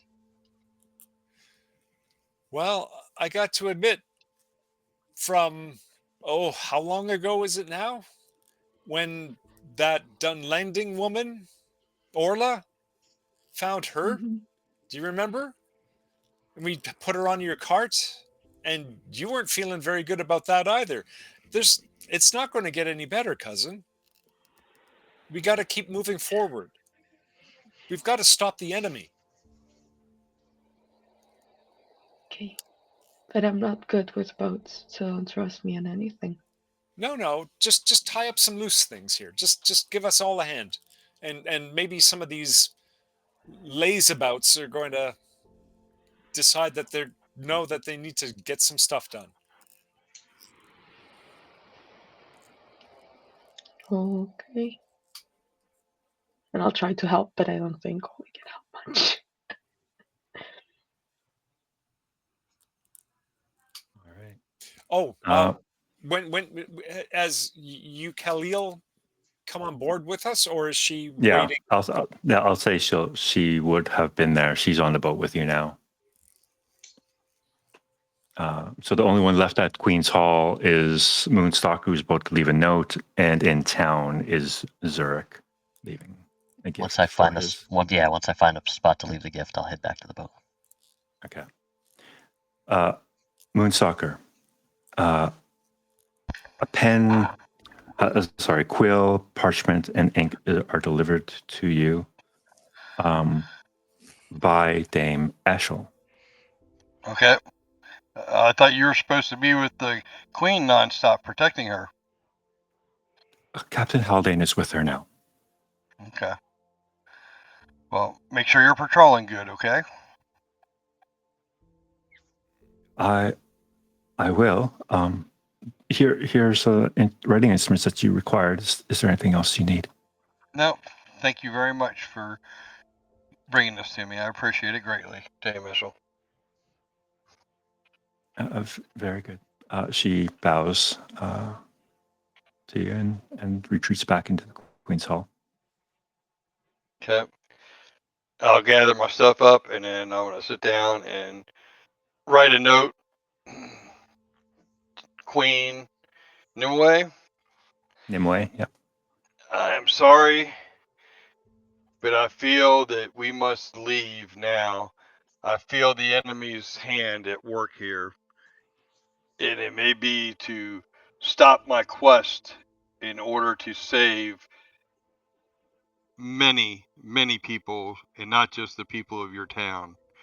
I wish that I could have stayed and helped to resolve this crime against this murderer of the captain, but I cannot take the chance of the enemy interfering anymore. Consult with your sage. I'm sure he will agree with me that he feels the hand of the enemy involved in this. As you know, my quest is very important for all of the free peoples of Middle Earth. I wish you continued health and luck, and may the Valor watch over you. And I'll sign it. And good luck with that snake. I'll sign it, Torgon. As you finish, sorry, go ahead. Sorry, no, go for it. Go ahead. I'm sorry. As you finish your letter and you sign it, you see Huron. He's just been kind of sitting there afterwards, not really watching you. He says, "So you're leaving then?" I feel the hand of the enemy is moving against me to impede my quest to help stop evil that will affect all of the free peoples. I cannot allow that to happen. I'm sure you could understand that, yes?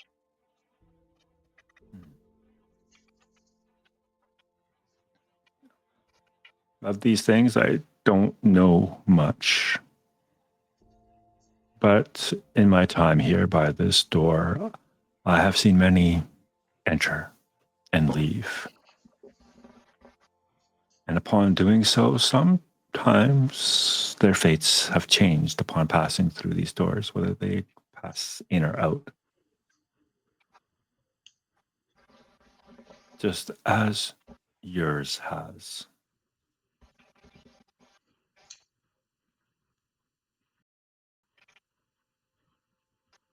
I hope the doors before you lay open.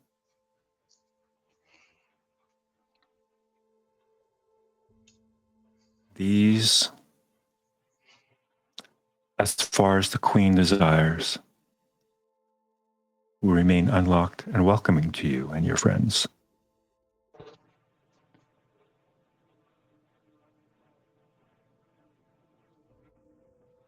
Thank you for your sage advice. If you would do me one honor, one favor, and I'll hand him the note. Wait an hour to give this to the Queen, please. I wish for there to be no conflicts. I understand. And I'll bow and head out the door, back down to the ship. All right. And as I'm coming up the gangplank, I'll be saying, "Cast off!" All right. You would have returned to the ship in this time, Zuric. Yeah. I didn't know And he was as gone, so yeah, if he went back, he was getting left behind. you all gather on board Dimway's Grace. The preparations have been complete. The mooring lines have been cast off. Egler is barking orders at the sailors. The ones that were below deck have been woken and have been put to work. And you push out to sea. And that is where we will end tonight's session.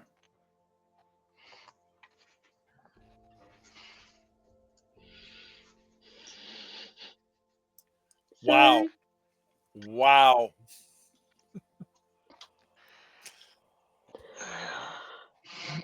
That looks like a stormy sea. Mm-hmm. Yeah, I hate Sure to take it was. off like that, but I don't see any other choice at this point. It's not, like Zurich said, it's not in my nature, but we have a mission that is greater than all of us individually, so. And yes, for those of us who don't know what was going on, it certainly looked like the enemy or Orla and, well, one of them died. Jesus, I can't even Anna remember now. died. Yeah. That at least one of those were about again, although it wasn't a stiletto this time. There was no good way out of that town. That was Yeah. what town were we in? West Haven. No. Lawndair? No. No. A couple You're months talking ago. Couple months ago where we got in. Tharbad. Tharbad, yeah. This was like getting out of Tharbad. Actually, that was much better. No. Well, we didn't murder nobody to leave Tharbad. Well, that's not exactly true. Remember, I turned somebody in, and that person wasn't going to survive. At least not be healthy. Oh, we didn't murder that person, though. No. Not That's directly. where we met Birdman, right? Wasn't so Birdman on one of the times. submarines when we were sneaking out? Wasn't Birdman on one of the submarines? Didn't he kill somebody? I don't know. Very, Oh my God. very well done, guys. Oh, you're kidding. Ah! Is it? Well, Turk, you almost died. You literally almost died. Don't get me wrong. Oh my God, I've never felt like that before. Yeah, that was close. Yeah, that could have been really bad. Yeah, I would have been rolling another character. Well, I would have been playing Egra. I wasn't going to leave, but your speech about the enemy made me change my mind. That's why I stood up to my full height. That's when I changed my mind. That's why I did that. That's why I made sure I pointed that out. That was the decision. This could be the enemy, and we just can't risk not knowing if it is or it isn't. That's a risk we can't take. So. Yeah, Anna, I want you to know that we're all just having a little bit of fun, but you know what? I really respect your decision, and role play it. It's going to be tough for you, but it's going to be really interesting. Yeah. I'm trying to play my character. He's supposed to be bold and stern, so I think I'm doing a pretty good job of being bold and stern usually. I agree. Yeah. No, that was awesome, Anna. That was unexpected. Yes. You threw a complete monkey wrench into the campaign, but that's okay. Sorry. No, don't be sorry. No, don't. I roll like when I started with Goldie, I was like, she's gonna be this happy, cheerful little hobbit. She has a big family. She just wants to go out on an adventure. Like she was fucking Mary and Pippin. Nope. But and that's been my big thing the past however long we've been playing. It was like, this is not what Goldie knew. This is not what she had planned. Like, how are things changing her? And well, there we go. Think of Samwise. Think of Samwise and how he wanted to kill Golem. Right? Yeah. He had a fucking pen and I had a sword. What do shadow scars? Oh my god. What do shadow scars do though? It's permanent shadow points. So if you collect more shadow as the game continues, they count as shadow points. So you're just that much closer to hitting that agony state or what's the next one? Anguished. Yeah. Until Anguish. Okay. Hey, so guys, are we still streaming? Oh yeah, I'll stop the recording. If we're just chit chat, yeah.